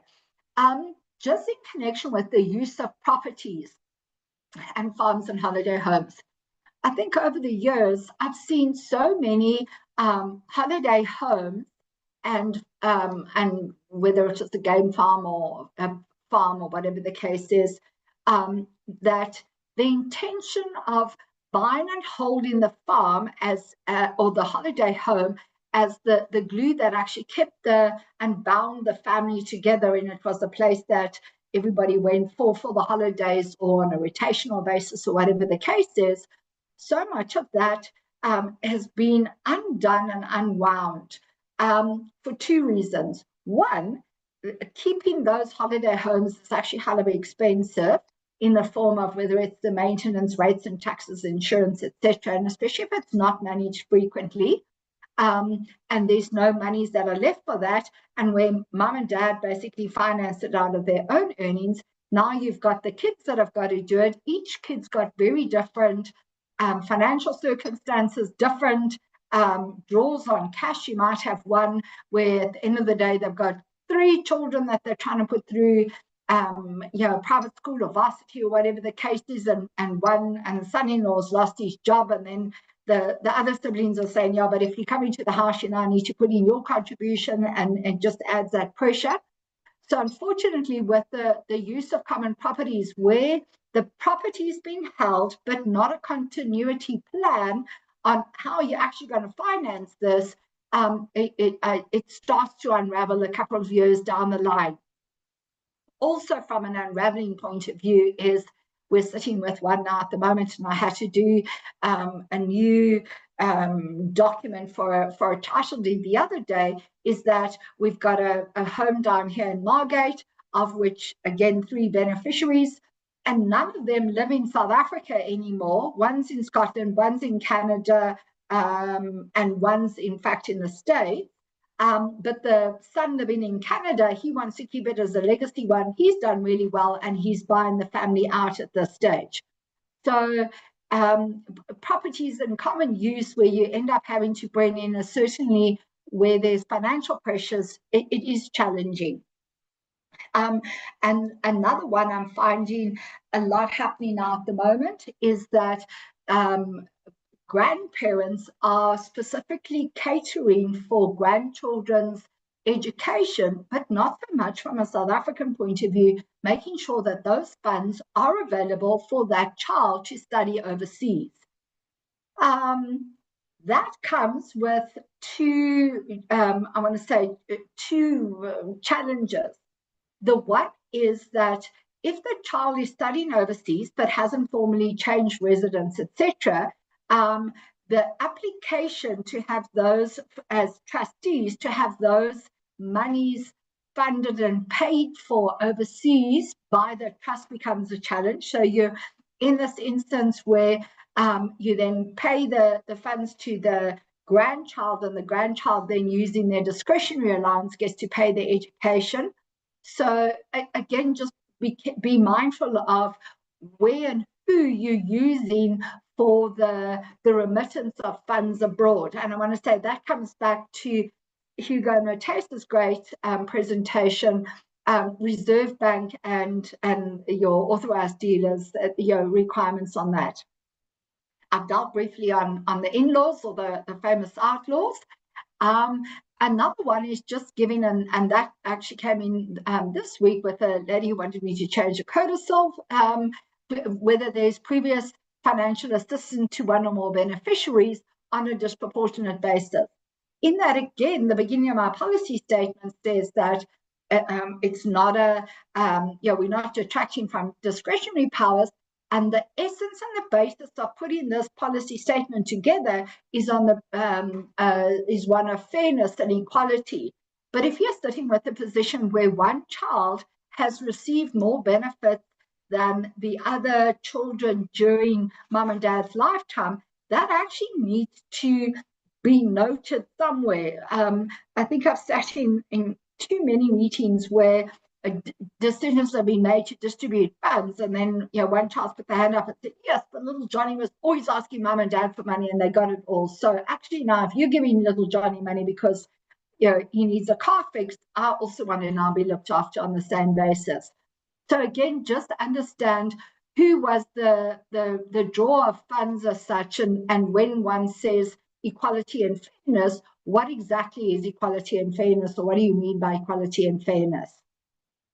On this one, I actually want to, equality and fairness, I actually haven't put that in here, and as I'm talking, I'm just thinking of all the client meetings over the years, and another client meeting we had was where it was stepmom and the children, and a trust was put in place where you had a vested beneficiary for stepmom in the form of income, and then you had capital beneficiaries as far as the kids were concerned in the form of capital, and the portfolio manager then had the conflict as to whether they look after what is the nature of the investment portfolio, because it was only one investment portfolio, and at that point in time, it was years ago, where at the end of the day, blue chip shares were in, and we were getting good dividend yields.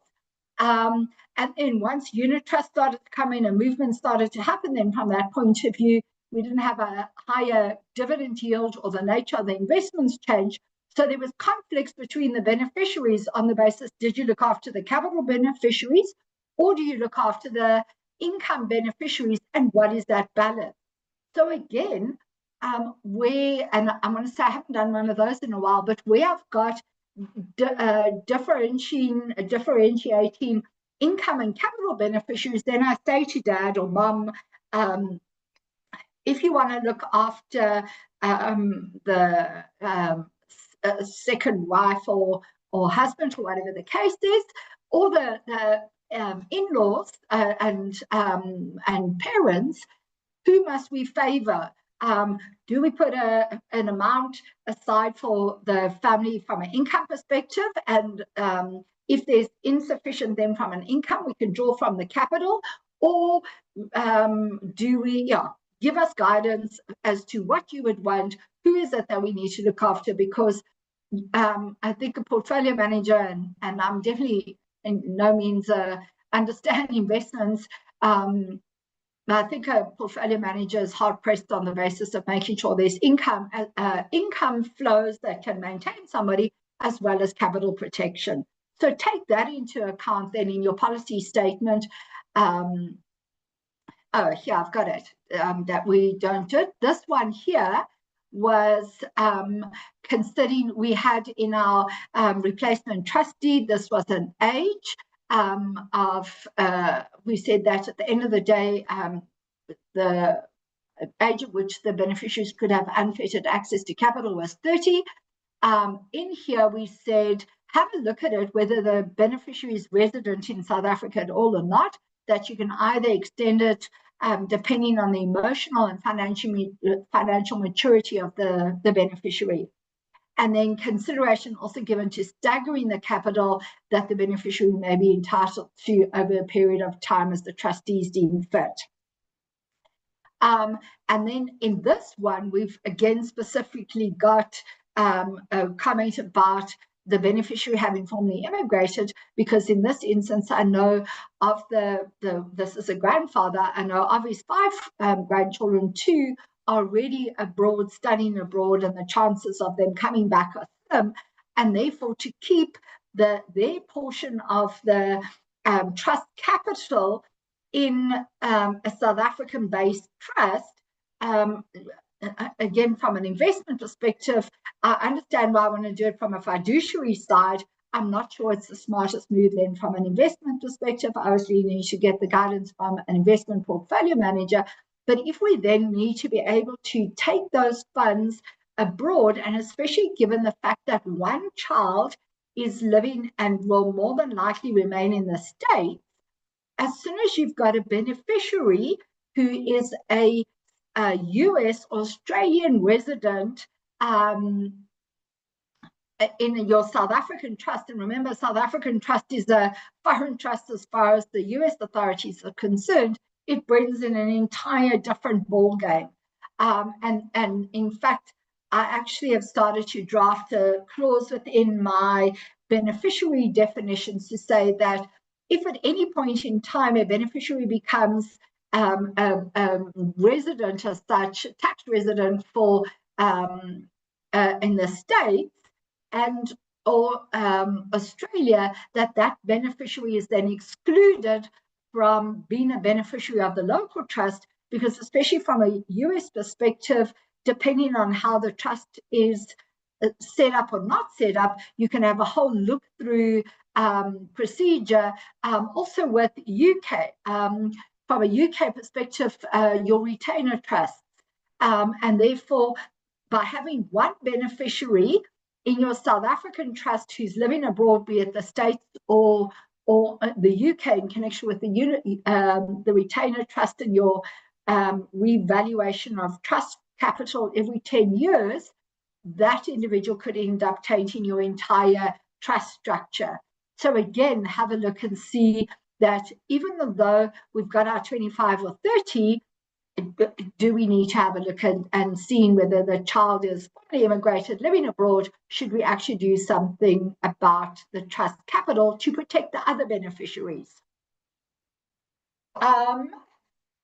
Then this is the one in connection with the vehicles. So what we've done, and again, it's just a development over time in putting the clause in and then understanding. This is where we've said that they can extend capital to grandchildren, for the purchasing of a vehicle or a home or investment into a business or startup capital. And then the great line, well, how long is the piece of string? And to that extent, put it in conjunction with the child's own financial resources or the ability to support him or herself. And this development came through in that years ago, I dealt with a family where the planner, the taxpayer, my client, had come from the Cape Flats, and he made fortune of money, and he didn't have children of his own, but obviously he looked after his extended family. And it gave him nothing but pleasure to basically buy houses for his extended family. The problem was, his view was, I'm only buying the house. It's their problem. But you can't go and buy a mansion for somebody who's earning a lower salary, because then we just lost the upkeep. Rates and taxes weren't paid, and it just became a complete nightmare in managing this portfolio of properties for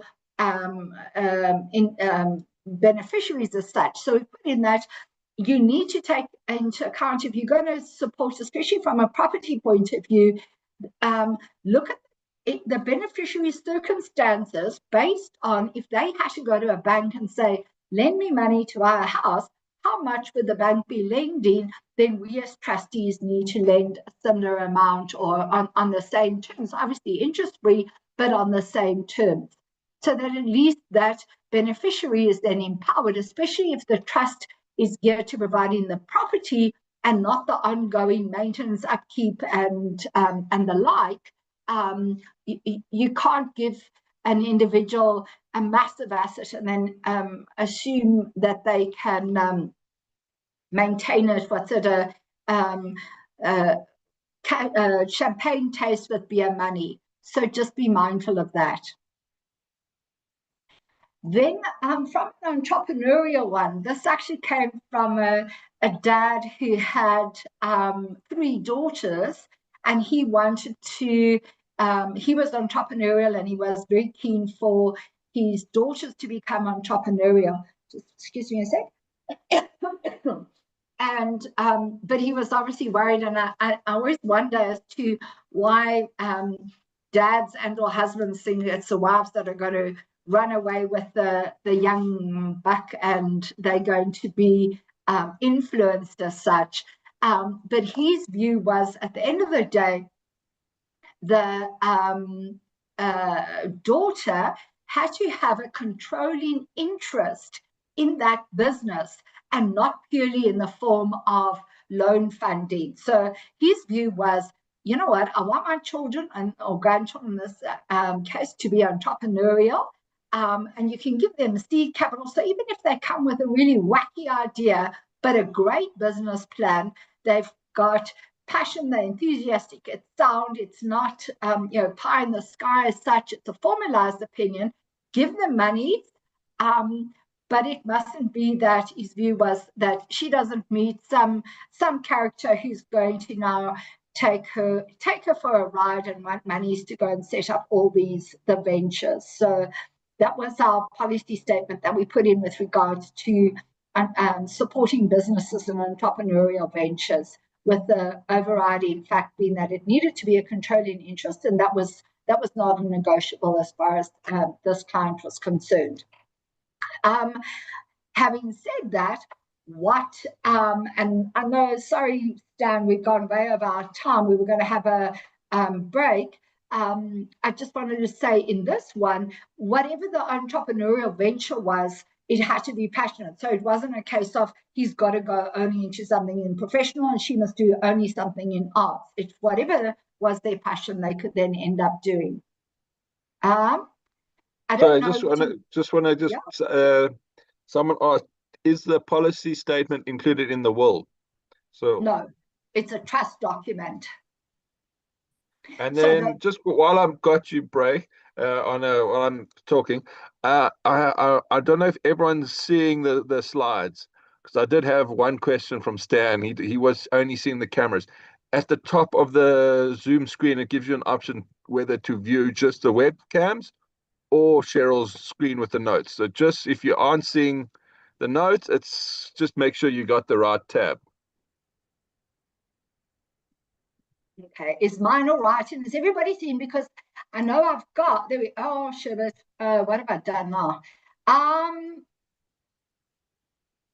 So no, it should still be working. I hit a button and I don't know what I've done in that my sharing screen.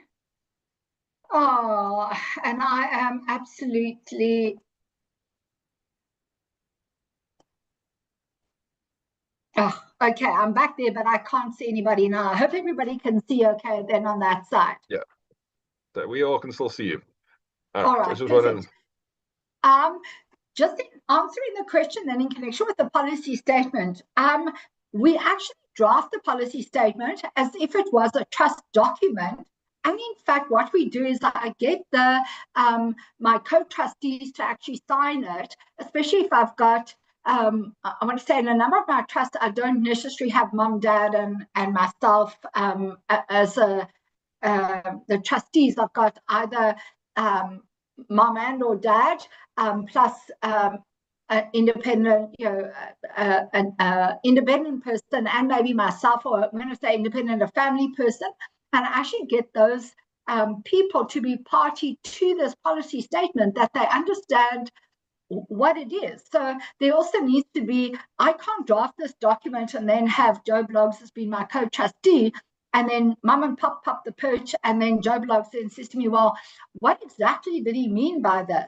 He, at the end of the day, Joe Bloggs must be able to ask the question to say, and I mean, my interpretation is very different to what his interpretation is. So if you're sitting on as a trustee, you need to take, you as an independent trustee, you need to take that job seriously, in that not just managing the, as I say, the rands and cents and making sure that it's UBO'd and BC'd and all the tax and accounting is up to date. You actually need to understand you're managing assets on behalf of individuals. You need to understand what those needs and requirements of those individuals are as such.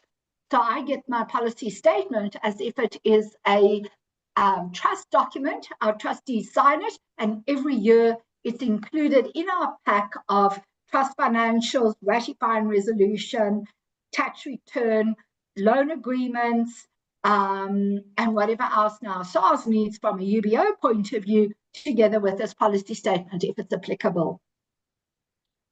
Again, another question. Is there a difference between a legal difference between the letter of wishes and a policy statement? So a letter of wishes, so the answer is no. And again, I'm talking as an accountant from a legal perspective, in that neither is actually binding on the trustees, where it says, please consider the following. So it's not a, I want to say the policy statement, the fact that the trustees are party to the decision must surely, if there was a challenge, give a little bit more leaning or sway towards a policy statement as to a letter of wishes. The letter of wishes, and without knocking anybody within the industry, I have seen so many letters of wishes where it's a cut and paste document, where it starts off to say, this is my letter of wishes. I would like you to please look after my family in the manner to which they become accustomed to. What does that mean? So that's why the policy statements kind of come into effect to say the manner in which they have become accustomed is actually as follows. Little Johnny goes overseas once a year, has an overseas trip, and gets a new set of golf clubs every second year. That is, in Johnny's instance, or in this family's instance, what he has become accustomed to. So communicate. That's why I say paperwork, paperwork, and paperwork. It's all about communicating and understanding what it is that you're doing for your client. I, as coming as a trustee, I am very careful coming on to trust where I don't know the family, because if something happens to mom and dad, you've got to make a decision, and it's not just about rands and cents. You've got to make a decision as if those were your family or your kids, and it's tough enough making it for my family and my 3 kids to now add all the other other people on. You need to know your clients. So no, there's no I want to say a letter of wishes. If you kind of going on what is the binding, letter of wishes is probably the least binding. Policy statement, because you've got your trustees party to the document, must be more binding. And then obviously a trustee's resolution is the most binding, where at the end of the day, you have a document, like for instance, the failing trustees and the failing beneficiaries. That is a resolution, because I want you as the trustees to action this. And I'll show you. I'm going to quickly jump to, why isn't it? Oh, here it is. Let me jump to it because it's actually quite an important one now at the moment. This is the one with the will, the dovetailing of the will and the trust deed. So we have said, at the end of the day, I'm moving away from having to change and revise the wills on an annual basis, or look at them. And you should look at them in the event of a, a big financial major decision, like the death or the birth of a family, divorce, acquisition of assets, etc. If at the end of the day you're using your trust correctly, whether it's a South African trust or an offshore trust, if you're using it correctly, then your relationship and your paperwork is with your trustees and your trust deed and resolution. So in our instance, I want to say again, in the old days, the failing beneficiaries, so usually it was mom, pop, and my descendants. Failing my descendants, then it was the intestate heirs, and it used to first be of whoever the founder was, and that usually was dad, and then mom's family would say, but what about me? So then it became the intestate heirs of Mr. and Mrs. And over the period of time, those intestate heirs either, it's not really what the family wants. I remember one client one day saying to me, explain what this clause means. So I said, well, it means that if something happens to you, your wife, and your 3 children, then actually your mom and dad and your your family members are going to essentially benefit from the trust, because now there's no more beneficiaries. And he was like, his comment was like hell. I don't like my family. I walked out there ages ago. I don't want them to even come near my trust. So what is the alternative? And the alternative, and I want to say it's kind of developed and streamlined over the period, is that we've now got, instead of saying as the intestate is, we put in a failing beneficiary clause. And remember, this is a failing beneficiary clause that if something happens to whoever the primary beneficiaries are, and again, I'm going to use mum, pop, and the kids and or grandchildren. So if something happens to that family group and there's a calamity, who are the people that will benefit other than the dog's home or the cat's farm in connection with those assets? What I do want to say, and I'll show you the document quickly, what I do want to say, it doesn't replace the need for a special bequest. And I actually did a will and a estate plan for a wealthy Afrikaans family in Hermanus the other day.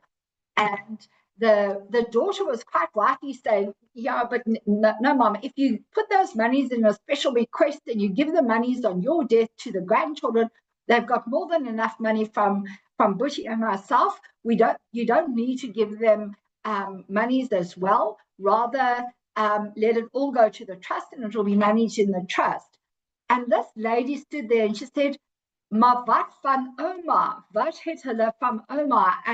And I took the daughter a little bit to click and say, it is. This will, when you're doing estate planning, is not all about saving the most amount of taxes and the rands and cents. It's also what comes from the heart. And this Omar, and you'll see I've got a calculation coming in, with her 5 grandchildren. Each of them get R1 million. And she said, I don't care if I've got to pay state duty at that point in time. I got something, what is it? I think she told me a tikkie and a pound from her grandma, and it meant a hell of a lot. She wants the same for her grandchildren. So special requests are still important, and they still have a place in wills. But what we've done now is basically say, keep the will simple on the basis of, on the death of mom and dad, purely from a estate duty perspective and a liquidity perspective, do the bequest to surviving spouses. And then on the death of mom and dad, depending on obviously wherever the kids are, either have then the entire estate distributed to an offshore trust or to a local trust. In that estate duty is payable, and let the children then inherit out of the estate. And I've now, not out of the estate, let them inherit out of the trust. So in here we then say, if none of the beneficiaries mentioned in the clause 1, 2, and 3, which is Mr. Mum, Pop, and the descendant, survives the vesting date, then the capital will accrue to beneficiaries that are nominated from time to time in a trustee's resolution. So this is a binding document. So even if this planner then ended up having to put something in a letter of wishes, in terms of our trust deed, it's got to be a trustee's resolution because we want it as a binding instruction. And this is essentially what the resolution looks like. We've got a recordal where we say, in terms of our replacement deed, failing all the persons, being mum, pop, and their kids, the trust capital shall accrue to those persons nominated from time to time by the trustees in a written resolution. Then obviously in this instance, we spoke of members, and then we've said the intention is to protect the children born of the marriage between Bobby and Jackie and their descendants. In terms of the last will, Bobby and Jackie, this trust is the residual heir of their South African estate. And then given the fact that the trust will be the residual heir of the surviving spouse's estate, we want to basically, the protection of the children and understanding the distribution becomes more relevant for the beneficiaries. Because now remember, they're not going to inherit from the estate, they're actually going to be beneficiaries from the trust. And trustees are going to be making decisions for them as to essentially their inheritance and what they do with the assets. So here we've said that obviously it's at the discretion, the trustees exercise their discretion, failing any of the members then as such, and provided the trustees fulfill these financial obligations if it's got to maintain any person. So in amongst all of these clauses, or the clause, I think there's the number 4 that basically says we can also nominate somebody from time to time in a resolution and look after the person. Clause 2, or this portion here, says if we are looking after somebody by the time the entire family does, first look after, or you must continue to support that person, but whatever's left of the trust capital, then pay it out as follows. Again, we say the percentage or the allocation at that time must be determined at the discretion of the trustees based on the needs of any beneficiary at that time, that no beneficiary has a vested right to any income or capital, the trustees exercise their discretion, that it can be amended from time to time by the trustees in writing at their sole discretion, and then that the nomination of these replacement beneficiaries, the beneficiaries that are nominated may actually nominate whether it's for a trust or for a company of which they are either a beneficiary of a direct or have a direct interest. So what we're saying, let me just show you here, so it might just make it a little bit easier. In the will, you would have said that in the event of the death of everybody, of my husband, wife, and my children or whatever, then pay out as follows: to our parents, to our sister, to brothers, etc. And then if there's no because we're dealing with via trust, and there's not necessarily a doctrine of choice in the will, we give the beneficiary the option in terms of this clause to say that that person can decide at the time of receiving a benefit whether they want their portion of the benefit to be paid to a trust of which they're a beneficiary, or into a company of which they have a direct or indirect interest. And then the other one is, must it then also succeed to their intestate heirs? So in other words, if something happens to Bobby and Betty, does it then go to the intestate heirs, their intestate heirs, which will by default include the sister and nieces and nephews, whatever the case is. So I hope I'm not confusing the issue, or confusing or making it confusing. But what we're saying is, as you've got in your will where it says, in the event of the death of the entire family, then I want you to distribute as follows our estate, or bequeath as follows. Instead of doing this in a will document, we move it to the trust. And we're basically saying that on the death of mum and dad, we know that estate is going to be payable. We're happy that our children then inherit out of the trust as beneficiaries, and not necessarily directly from our wills, unless there's special requests like the motor vehicles, furniture, effects, etc. That gets dealt with as special bequests, jewelry, special bequests. But the rest of it comes into the trust. And then if something happens to the family within the trust, you've now got a trust with no beneficiaries. So rather than then saying it's the intestate heirs, as I would have done in my will, where I nominate who I want to benefit, failing my whole family, I'm doing exactly the same thing.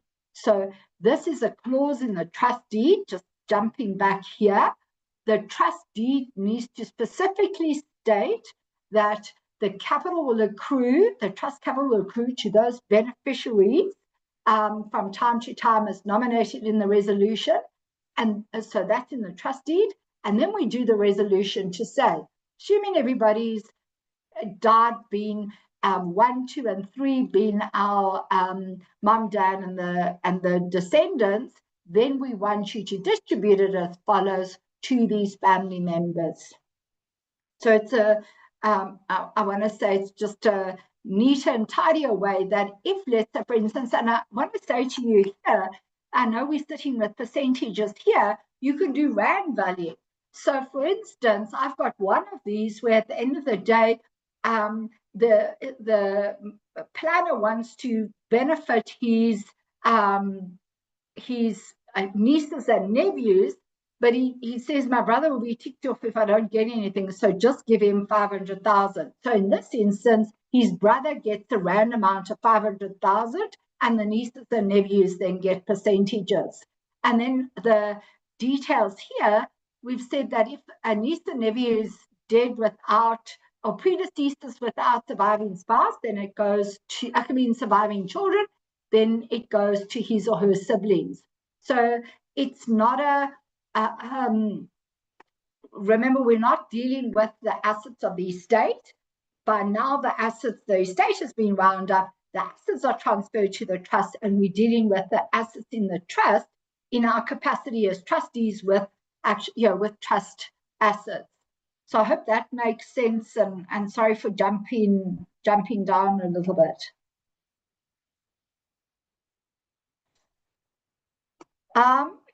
Then just in connection with the bequeathing of foreign assets, these are done within the will. So this is now bequest in terms of the will, and what can you do with your foreign asset?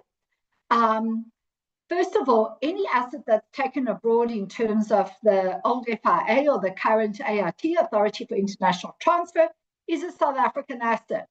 And in the manner in which it has been used to capitalize a foreign trust or company. So in other words, if it's sitting as a loan account, that loan, whether it's a rand denominated or foreign denominated loan, is a dutiable estate.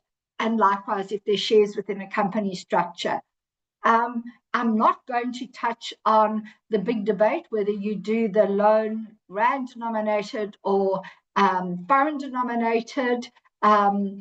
You want it rand denominated on debt because then obviously the rand's peaked, but because of the interest rates, the higher interest rates in South Africa, the dry tax associated to having a foreign denominated loan, it's far better during the lifetime to have a foreign loan because of the lower interest rate, but then obviously that loan, foreign loan, gets converted at date of death into a currency. And I do want to say, again, my live Dubai tax case, now that we've actually converted a Swiss franc denominated loan to a trust that was taken out years ago to rand value or to the rand now, there's certainly been forex creep, and the value is a lot higher than one anticipated. Assets bequeathed to a surviving spouse. Now, this clause or this decision comes in quite frequently where clients then say, well, let me stop the bleeding, and what is the point in giving my foreign asset to my wife, and then she has the capital appreciation as well as then the rand variance in her name until she dies. Let's rather put it into the trust, stop the bleeding. It then becomes, there's no attribution rules or anything back from that point of view. I'll pay the capital gains, pay the estate duty, but take that asset out of my surviving spouse's estate. More and more, I do want to say, just taking into account the dry taxes and the ongoing reporting, this, funny enough, is becoming quite, certainly in the worlds of the instances that I've been involved in, clients are not opting necessarily for the Section 4Q spousal exemption, but making a call to transfer to foreign trust on the death of the first spouse. And I want to show you here what happened with regards to using an existing life policy for shielding the foreign asset. So this instance here is the Hermanus family, and there's more than enough liquidity in the state. Omar actually has the share portfolio that at the end of the day, Omar doesn't need to ask anybody in her own name for anything. She can be well looked after, but these life policies were set up years ago when they were starting the business and acquiring properties, never ever cancelled. All these life policies are in place. So rather on the death of Mr. and Mrs., having the life policies then go to the survivor, then they've got to put it back into the estate. We then said, take the value of what the life policy is and gross it up, and whatever that value is, that proceeds, distribute assets to the offshore trust equal to the value of that cash as such. My friend and colleague Laura Kalbrick, quite rightly, when I sent her my calculation to say, just quickly quit my calculation, she said, you forgot that actually your life proceeds are subject to estate duty. It's a deemed asset. So I had to then just quickly come back and do it again. So if we work through it, our life policy for Mr., he gets paid out 21 million. Mrs. at a life policy of 6.3. Because those assets, those life policies are now, the beneficiary nomination has now changed from the surviving spouse to the estate. It's a deemed asset and it's dutiable. The estate duty on those two amounts is 4.2 million and 1.26. So the cash after that is 16 million and 5 million. The view is then use those two amounts to settle more assets going into the foreign trust. So we then grossed it up and said, okay, how much assets must I be able to bequeath where my estate duty is then 16.8 million and or 5 million. So it's basically 76 million rands worth of assets for Mr. and 25 million rands worth of assets for Mrs. They can take out of the survivor's estate, put it into the foreign trust, and then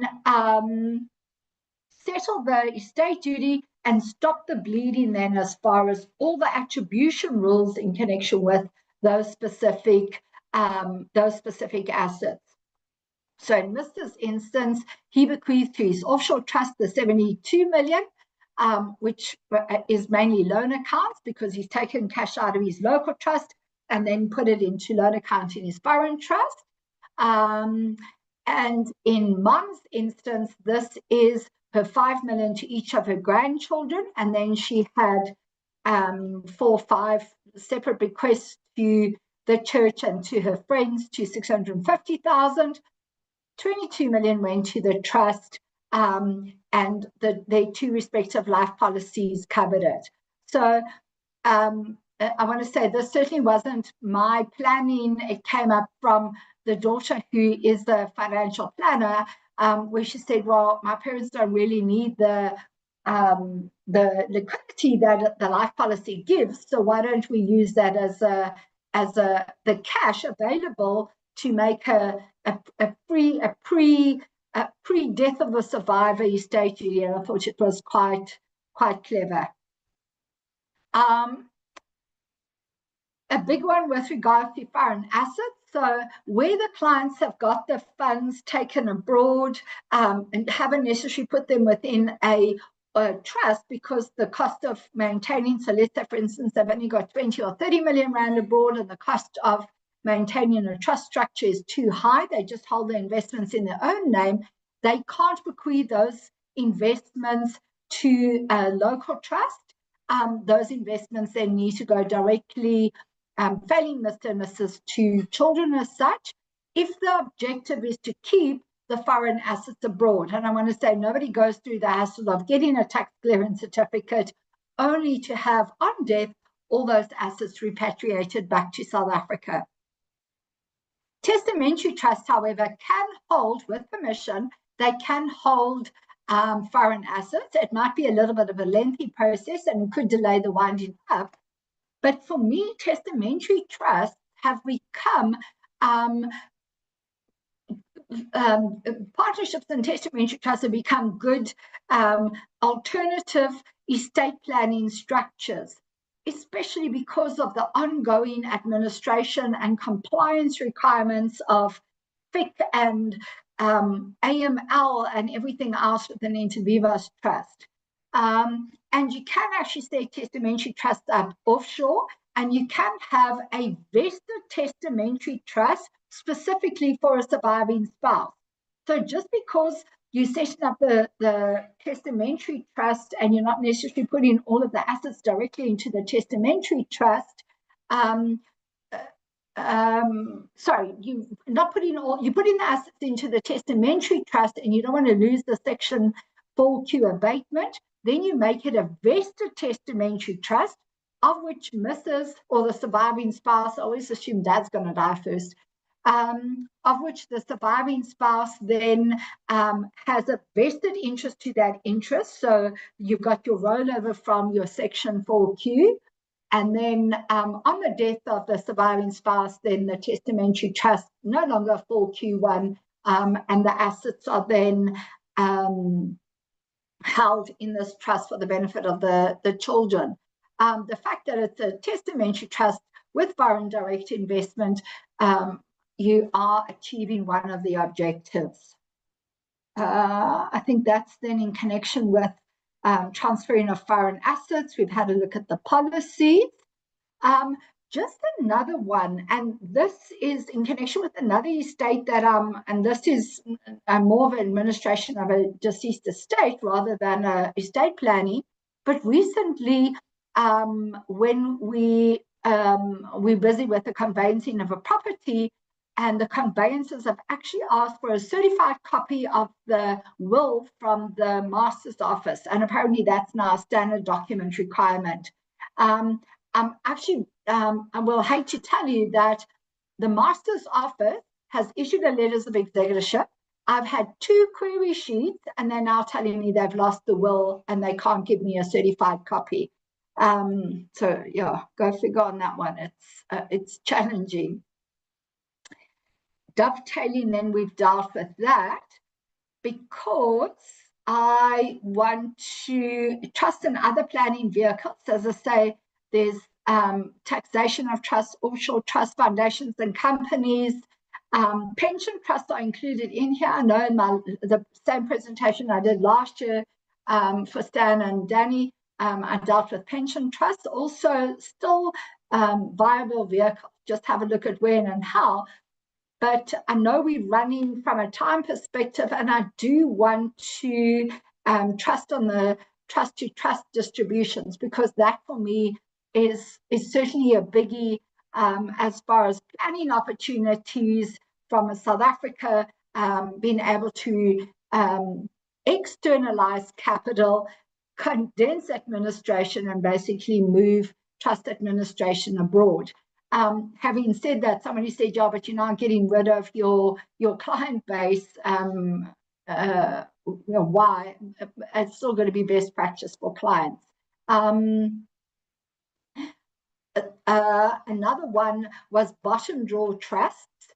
I know there was a couple of foreign trust companies, Mauritius, who had this bottom drawer trust.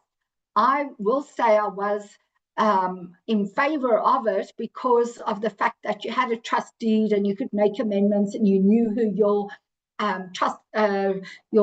trustee appointment was. You had a relationship with the individual, and you could also do a letter of wishes for those offshore trusts.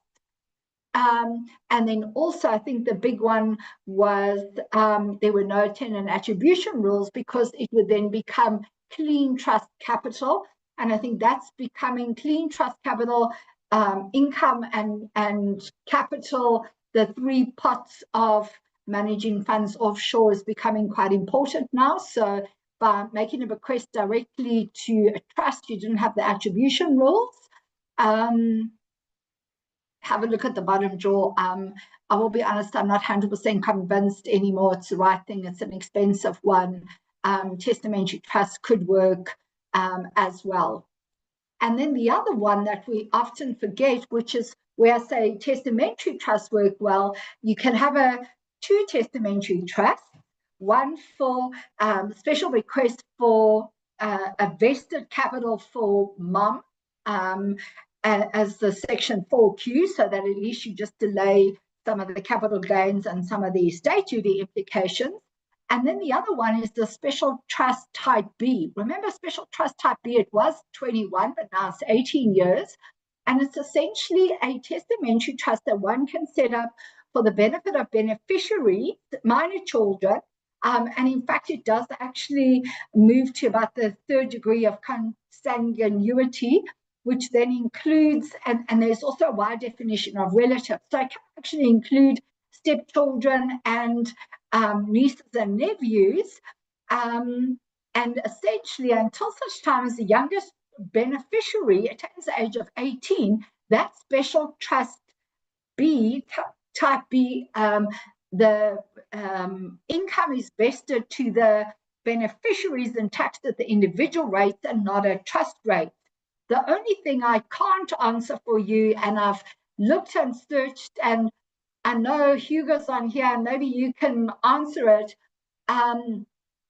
is with these recent changes to Section 25B, it's unclear whether if there's non-resident minor beneficiary children, are those children then still treated as individuals, and then you would have to register that non-resident child for tax in South Africa, or would you would probably, or is it like the query that we have with 25B, that we need clarity with regards to vestings and discretionary trusts? So let's quickly delve in and have a look at 25B. No, so taking a step back quickly, testamentary trust, section 4Q1, and all special trust type B for minor children don't dismiss it as a great planning opportunity instead of your traditional inter vivos trust. You're not necessarily pegging the value of your estate, but if you take into account Section 7C and the cost of administering and your Section 7C's dry taxes by putting assets into a trust, maybe these are a better alternative. Again, I come back and say, but check the reasons for why you're setting the trust up and what are the assets going in it. If you're setting a trust up because you're in a really risky business and you want protection of assets from third party, then a special trust and a testamentary trust is not the answer. You're back to inter vivos. If you've got a decent sized share portfolio, but you are drawing income from it, have a look and see whether between 7C of transferring into the trust or just keeping it in your name, keeping an amount settled for estate duty one day and making sure there's growth for estate duty, rather use then testamentary trust. This one here, and this is the capitalizing of trust, especially now with the back-to-back loans.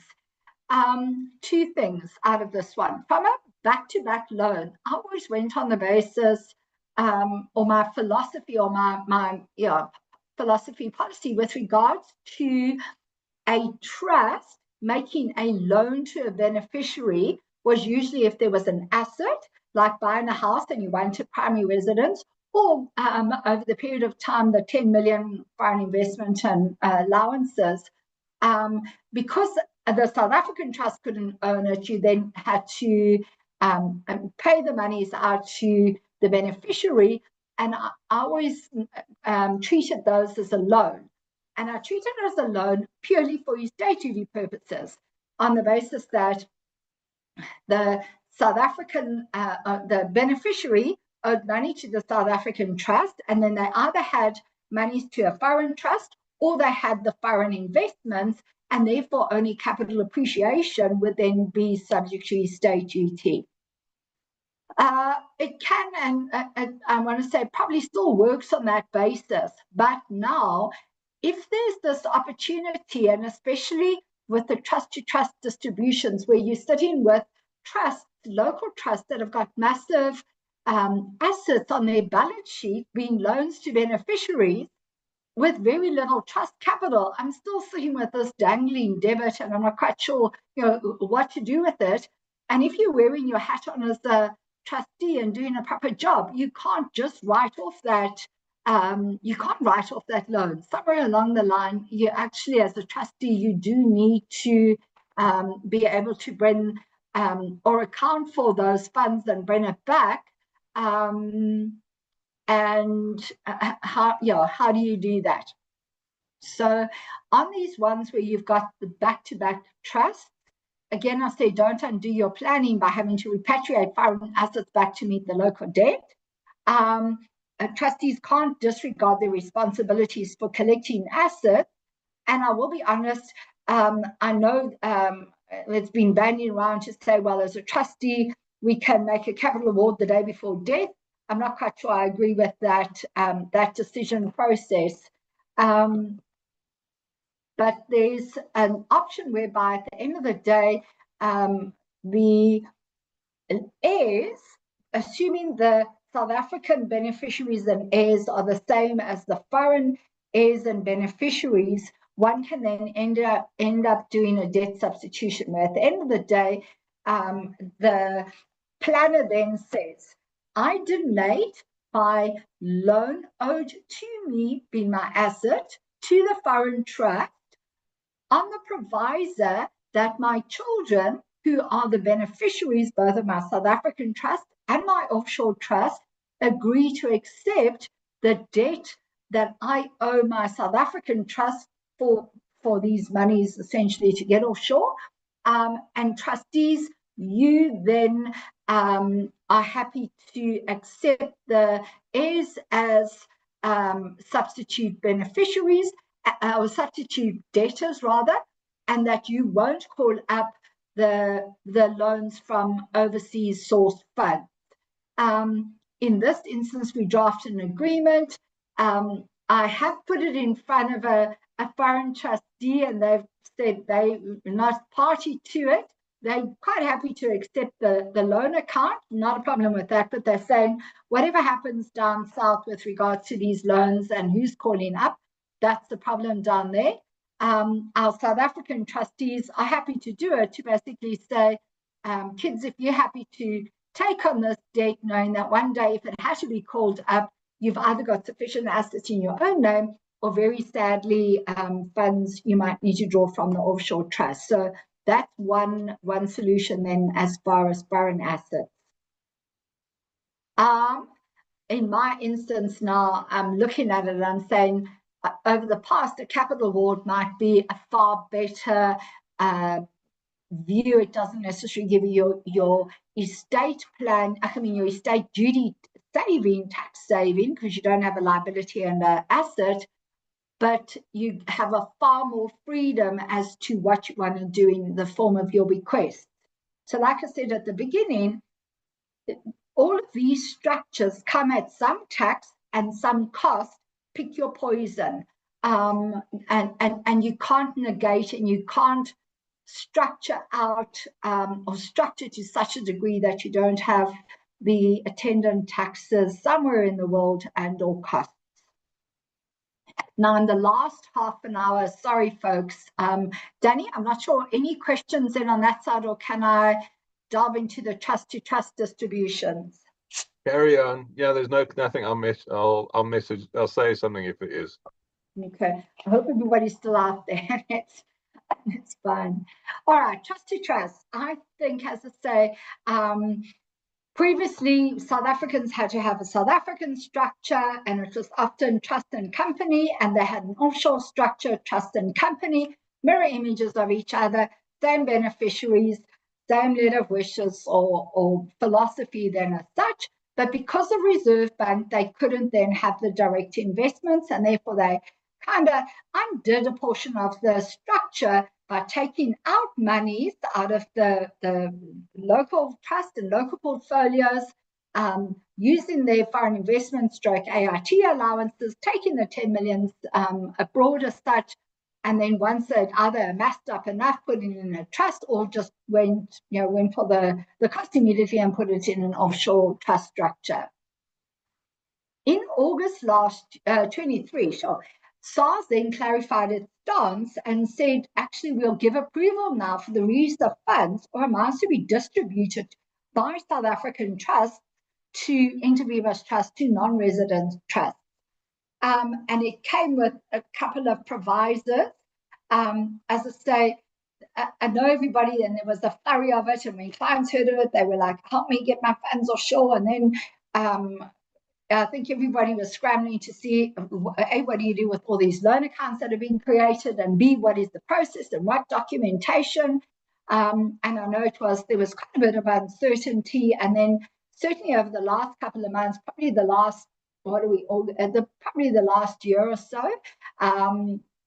there's been momentum, and there's also been, as far as SARS is concerned, and I will certainly two that were very clean that I was involved with,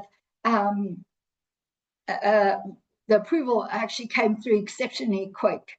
Approvals required both from SARS and then from Reserve Bank. So it still needs to go through an authorized dealer. The main requirement, though, was that the non-resident trust had to be a beneficiary of the South African resident trust. So if that clause was not in your South African trust, the starting point was actually to do a replacement trust deed, to basically, I don't want to say lodging and waiting for that to be approved or lodged at the master's office to get a letter of acknowledgement. Although having said that, a deed of amendment doesn't necessarily, unlike letters of authority, a deed of amendment can be lodged, and because it's an agreement, it's essentially enforced. It's just obviously got to be submitted to the master's office. So the first thing one needs to start when doing the trust to trust is to see whether the offshore trust is a beneficiary of the local trust. It doesn't have to be a named beneficiary. So in our trust deeds, we've got the clause to say, clause 2.2.1.4, whatever it is, a class of beneficiaries is the trustees in their capacity as such of any other trust established in any part of the world for the benefit of any of the foregoing. And obviously the foregoing is number 1, 2, and 3, being mum, dad, and the kids. And I'm going to just quickly show you the 3 scenarios that we've worked on so that you can actually see what the cost of what the trust to trust structure is bringing into SARS, and B, the decision or the extent of the decisions that individuals are making to actually get their portfolios and their structures offshore. In this instance, it was a South African trust that held an investment portfolio and a holiday home. There was an outright sale of the passive investment portfolio. The portfolio was had proceeds of 269 million. With 30.8 million was paid in capital gains. That was the combination. There was also endowment policies, and because the endowments then had a early surrender period, there was taxes. There was penalties on the one, plus obviously taxes get paid within the endowment policy. So there was net proceeds or net cash of 225. That capital gains had to be paid in the hands of the trust, because there was no point in doing the distribution or the vesting to the conduit to beneficiaries, because then you were awarding the trust capital or that capital gain back to the beneficiaries, defeating the object of saying, well, I need to keep everything within my trust, in this trust to trust silo, keep assets, pay the tax, and then be able to distribute offshore. And if I had any loan accounts with the beneficiaries, to clear those out. So in this instance, the pleasure of doing this cost our client 30 million. He got 225 million offshore. That one, and it was pure cash, literally got done within 14 days, and then 6 days by the authorized dealer to essentially get the monies over. Likewise, the PIN number runs for a year. And we then, I think then the portfolio managers then staggered the reinvestment back offshore. And then the holiday home, and again, it's a often forgotten benefit of trusts. Trusts are not subject or exempt from donations tax, and they're exempt from transfer duty if the property is transferred from a trust to a beneficiary, and that beneficiary is a relative in here I've got the deceased founder. It's not. It should be a relative of the founder, provided the beneficiary is entitled to the property under the trust instrument. So because of this, and again, because we were then vesting an asset as opposed to a capital gain, we had rollover relief. So in this instance, the holiday home was vested to the resident beneficiary. We didn't pay any taxes. We're exempt from transfer duty. We had to pay conveyancing fees on this property, cost about 70,000. And we're now unwinding in the process of unwinding our local trust structure. Everything is then held offshore, and the investment in the beneficiaries will benefit then from offshore. Second scenario was a trust, South African trust. It held a share portfolio, and it also held shares in a private trading company that was quite cash flush.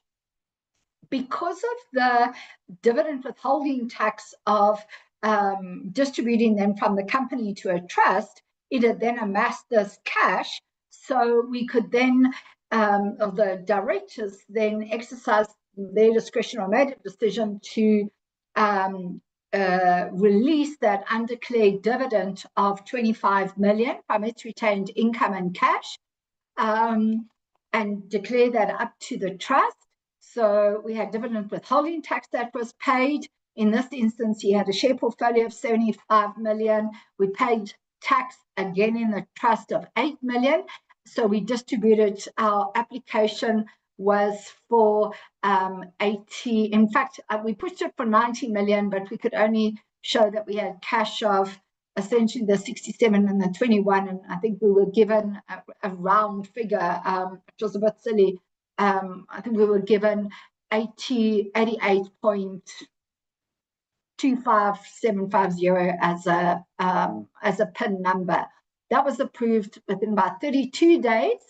And I'm going to show you the paperwork. It had a lot of paperwork, and it took about 18 days by the authorized dealer. And then our last one, we're busy with that now at the moment. This is the one with the Cypriot advisor. In this instance, we're actually doing two applications. In that the client has basically sold the share portfolio in the passive investment company, but we're sitting with an illiquid private equity investment with a cost of 45 million. It's probably sitting in about 120 from a market value, and we've got a 20 million rand immovable property. So the private equity investment in the immovable property we want to deal with as a separate application as an in-specie transfer. But because we didn't want to hold up the movement of the cash in terms of the passive portfolio and get that abroad, and also because the client's in the process of, two of his kids are in the UK already, the third one's going, they've moved to Mauritius. We wanted to expedite the process. We're doing this in two applications, one for the cash being this 225 million, and then we're going to do an in-specie distribution of the private equity, and then the foreign trust. What we've decided to do is have the foreign trust then buy the immovable property from the company, declare a dividend back out, and then use that as the cash if we can't, not if we can't move the in-specie property. We want the property held by the foreign trust because, as I say, this family's on the basis, mom and dad are in Mauritius already, and the last of the three children are going now for September. Dividend withholding tax and monies was paid within the company. So, folks, if you have a look at people are paying, and the cost of transacting is high. Given the nature of this one, just the advisors' fees with the Cypriot guys, the Mauritian guys, and South Africa, it's an expensive exercise. Approval on the cash is still waiting. It was submitted about 2 weeks ago, so I'm holding thumbs we get something on that quite quickly. So what is required? A lot. You need to, in the form application, you need to detail the salient features of the local and the foreign trust, who the founder is, who the beneficiaries are, where's the place of residence. If they're offshore, we've then added the proof of residency offshore, a copy of the passports, who the trustees are. Need to give copy of the trust deeds, the South African as well as the local, the foreign and the local, letters of authority, details of the foreign trustee appointment or the DORA. This trust was moved from Guernsey to Cyprus.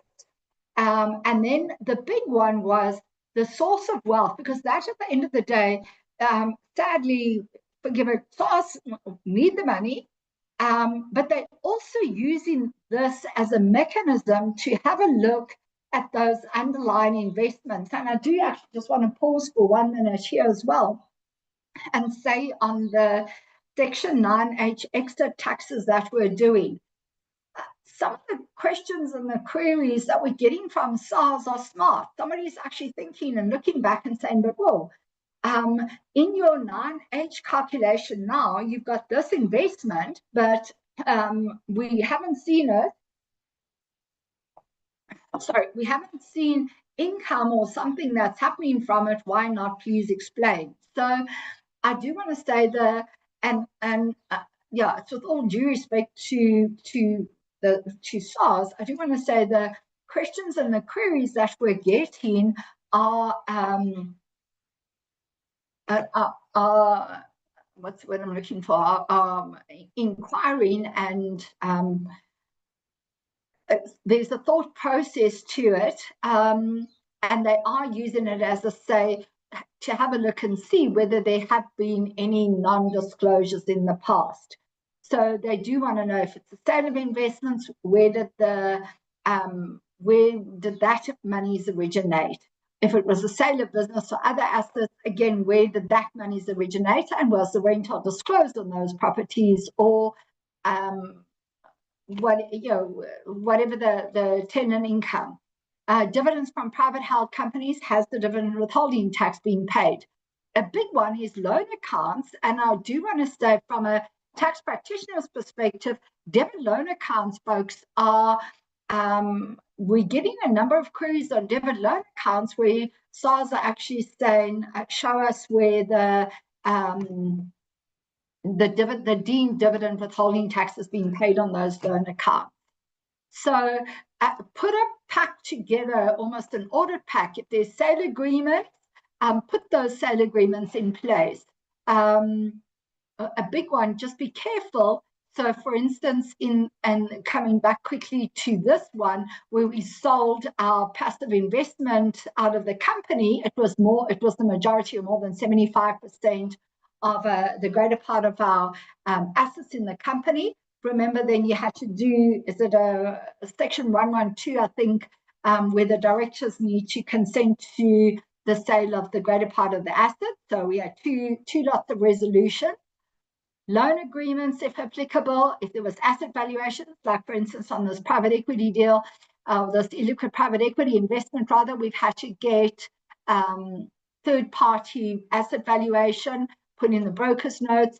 For that client of mine here, where we did the dividends, we put in the dividend resolution, a trustee's resolution for the approval of the sale of the investments, the trustee's resolution approving the trust-to-trust transaction, and authority or the approval to submit it, and then the power of attorney.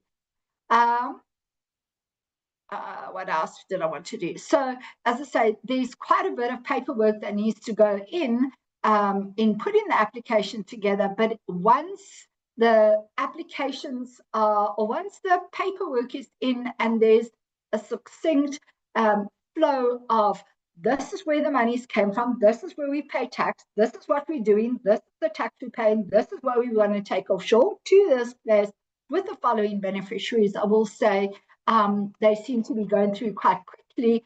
And I've been dealing with a couple of financial institutions, and my understanding is with the right paperwork, and provided your client's compliant.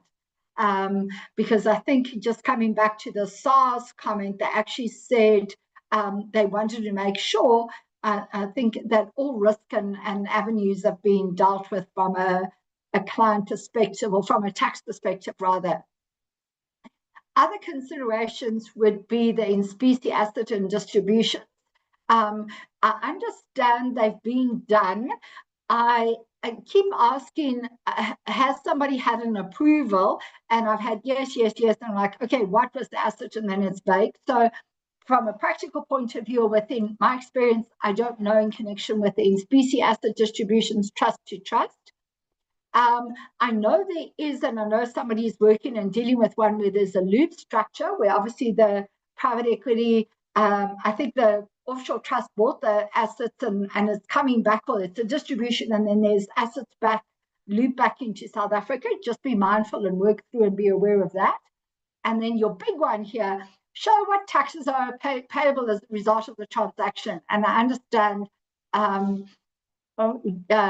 sadly, that's one of the overriding factors, provided all taxes are paid, and there's a lot of taxes that are paid, applications are being done. But now the two big ones in connection with the trust-to-trust distribution. The trust is going to need, unless there's massive trust capital, or you are not doing a distribution of all the trust assets, the use of the conduit principle kind of falls away, in that you can't vest those assets and have your trustee, your beneficiaries paying at a beneficiary rate, because then if you don't have enough trust capital. So don't make the decision to say, I'm selling the assets, the capital gain can be paid by Johnny here in his South African return. Now, from an accounting perspective, you haven't got enough monies to submit offshore, because actually this vested capital gain is an asset in Johnny's hands, and technically it can't form part of your capital distribution when making, with your trust capital. So you cashing off your nose to spite your face, and as I say, unfortunately, depending on the circumstances, your trust is going to be the taxpayer. And then a question that's come in, and I'm going to say, as a CYA, cover yourself, or get a Section 223 opinion on this, because the other one that's been bandied around is on this distribution. Does the capital distribution to the foreign trust, does it, are the attribution rules, does it bring in 7.8? And the argument, I've seen a number of opinions, and the argument is that this capital distribution isn't a 7 or a deeming attribution rule. And for me, it makes sense as an accountant, not being a lawyer, in that if you made a distribution of capital to a beneficiary, an individual beneficiary, that capital never had, or that individual beneficiary never had attribution back.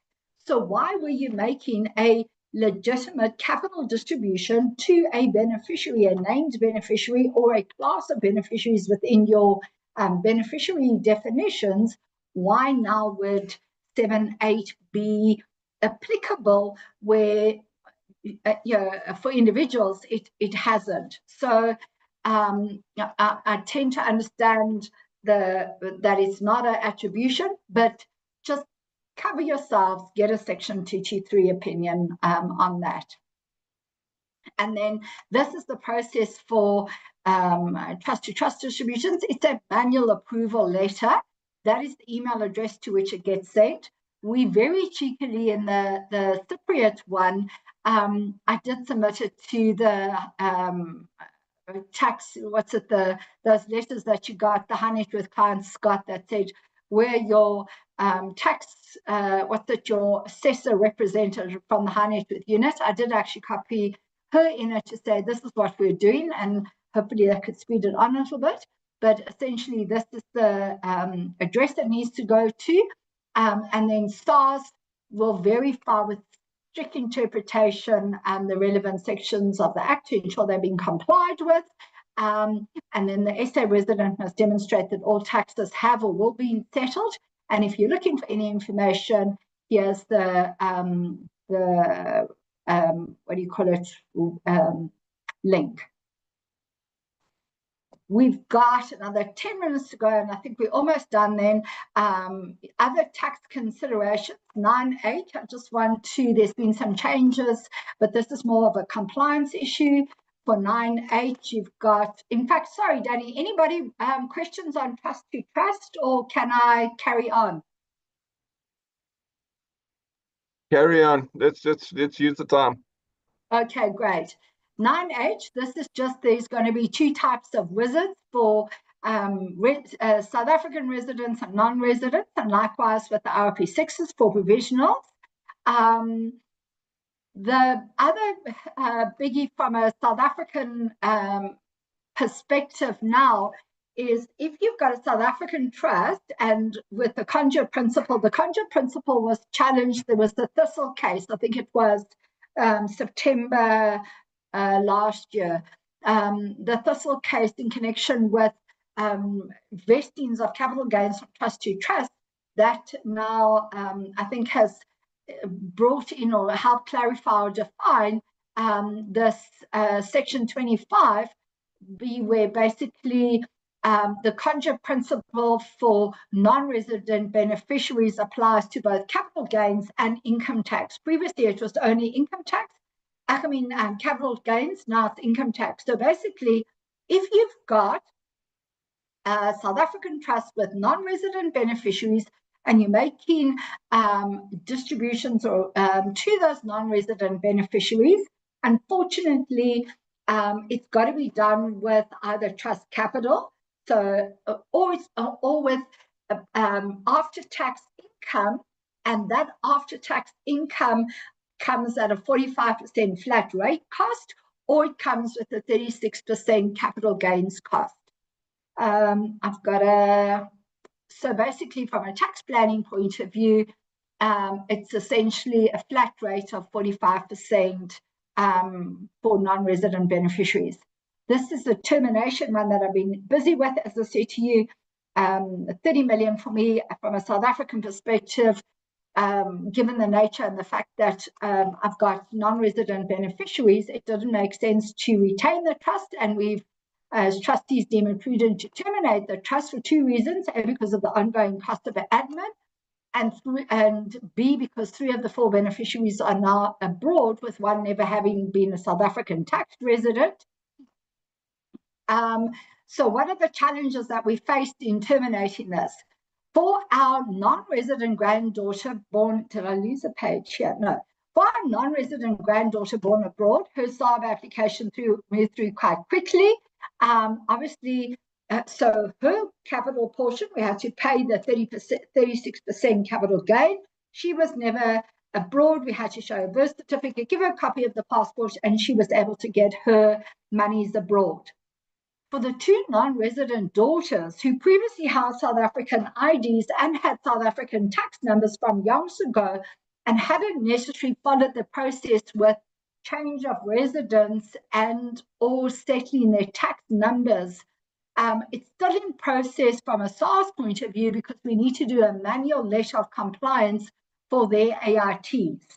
So this is the one that in Hugo Mateus's presentation, they dealt with what, what's required for individuals where they do or don't have tax numbers. So this one's taking a little bit longer. Our South African, I'm sure I've lost a slide here. I wanted to say, sorry, folks, our South African beneficiary, we then, her portion of the capital, she got a portion of cash. And so we liquidated the entire portfolio so that we could then have a realized capital gain, because obviously now we've got to pay the capital gains for our non-resident beneficiaries in South Africa in the trust. So for our resident beneficiary, she got cash and she got a portion of her of the realized capital gain as distributed to her, and it was obviously taxed at her lower rate at 18% as opposed to 36% for the other 3 beneficiaries. And our non-resident beneficiaries were bleak in that, and I don't know what the answer is. I know where I've dealt with it before, where I've had to pay capital gain for an Australian son, and the daughter said, well, that's his hard luck. I was stuck with mom and dad. He must pay the higher tax in the trust and he can then have the monies. The beneficiaries were bleak, because the non-resident ones were bleak. They had a higher tax charge. We had ZAR movement over the period. They were waiting longer to get their cash out due to the SARB application process. And obviously, and the one said to me, and the weather here is lousy. Last one then, section 25B, as I said, this is the amendment for non-residents. It now applies to all amounts. There is and that applies now for the 2025 tax year of assessment. the IT12T does, there's details then for local and foreign income blocked in it as such. I think two of the questions that need to be asked is what happens in connection with discretionary versus vested trust, because that interpretation remains unclear, because in a vested trust, the trustee is only holding the asset on behalf of the beneficiary. So even though the beneficiary is non-resident, that beneficiary's income is such, so should that non-resident beneficiary still be taxed? Interpretation on that. And then the other one is, if at the end of the day, the South African trust is now the owner of that capital gain, is there then a risk, or the owner of that amount, is there a risk of loss of beneficial ownership status, and that treaties won't apply? So because of the deeming rules of the 25B, treaty relief may be denied to the beneficiary who receives the benefit overseas without necessarily getting the attendant foreign tax credit, and then having the disadvantage that the tax is payable in South Africa, the 45% income tax rate. I should put in here the 36% capital gains tax rate. Formalizing change of remittances. So lastly, in the last 5 minutes, quickly, often I'm asked the question, my kids have been overseas for years, then unlikely to come back, should they change residence? So just be hell of a careful, because remember, the 9 H's on worldwide assets. So if they've now amassed funds offshore or investments offshore, and they've got properties, that could then come into a South African net. Certainly for remittances of inheritance directly from an estate, it's a hell of a lot easier, and there's no limit if the beneficiary is non-resident. Also, on the death of the founder of the trust, making application to SARB for beneficiaries who've physically gone through the RAV 001 process or change residency, it's a lot easier. Like I say, downside, if the taxpayer subsequently decides to change residence at a later stage, any homes purchased abroad could end up being taxed in South Africa on exit, as well as other investments that have been amassed abroad, not necessarily from South African sourced monies. And then the last one that so many people are forgetting now at the moment, where residents are helping their non-resident tax-paying children, especially with buying properties in the UK. If it's done on an interest-free basis, that brings into account Section 31 transfer pricing. So don't fall foul of that. I used that with my son cheekily the other day when he said, "Oh, Mom, please can you help me out with some money to buy a car in the UK?" I said, "No, then I've got to pay tax on it. So unless you're going to pay the tax, we've got to make plan B on this one." So often a forgotten one, Section 31 transfer pricing, with a resident loans to a non-resident taxpayer at a soft or no interest. And then lastly, citus assets. They taxed from and this is in connection with estate duty. I'm just looking at estate duty on this side. They could be subject to both South African estate duty and local probate. In the US, it's a sliding scale up to 40%. In the UK, after £325,000, it's then at 40%. So that's especially applicable if you've got individuals who are buying properties in the UK. Just be careful of the citus tax on that. And then also, if you've got companies, so I remember a conversation years ago when citus first came out, or when, no, citus has always been there, but when it became topical, was somebody saying, you know, what happens if I buy shares in Disney World, but I've never been to Disney World? The fact that Disney is a US company, does that mean it's a dutiable asset in the States? And the answer to that is yes.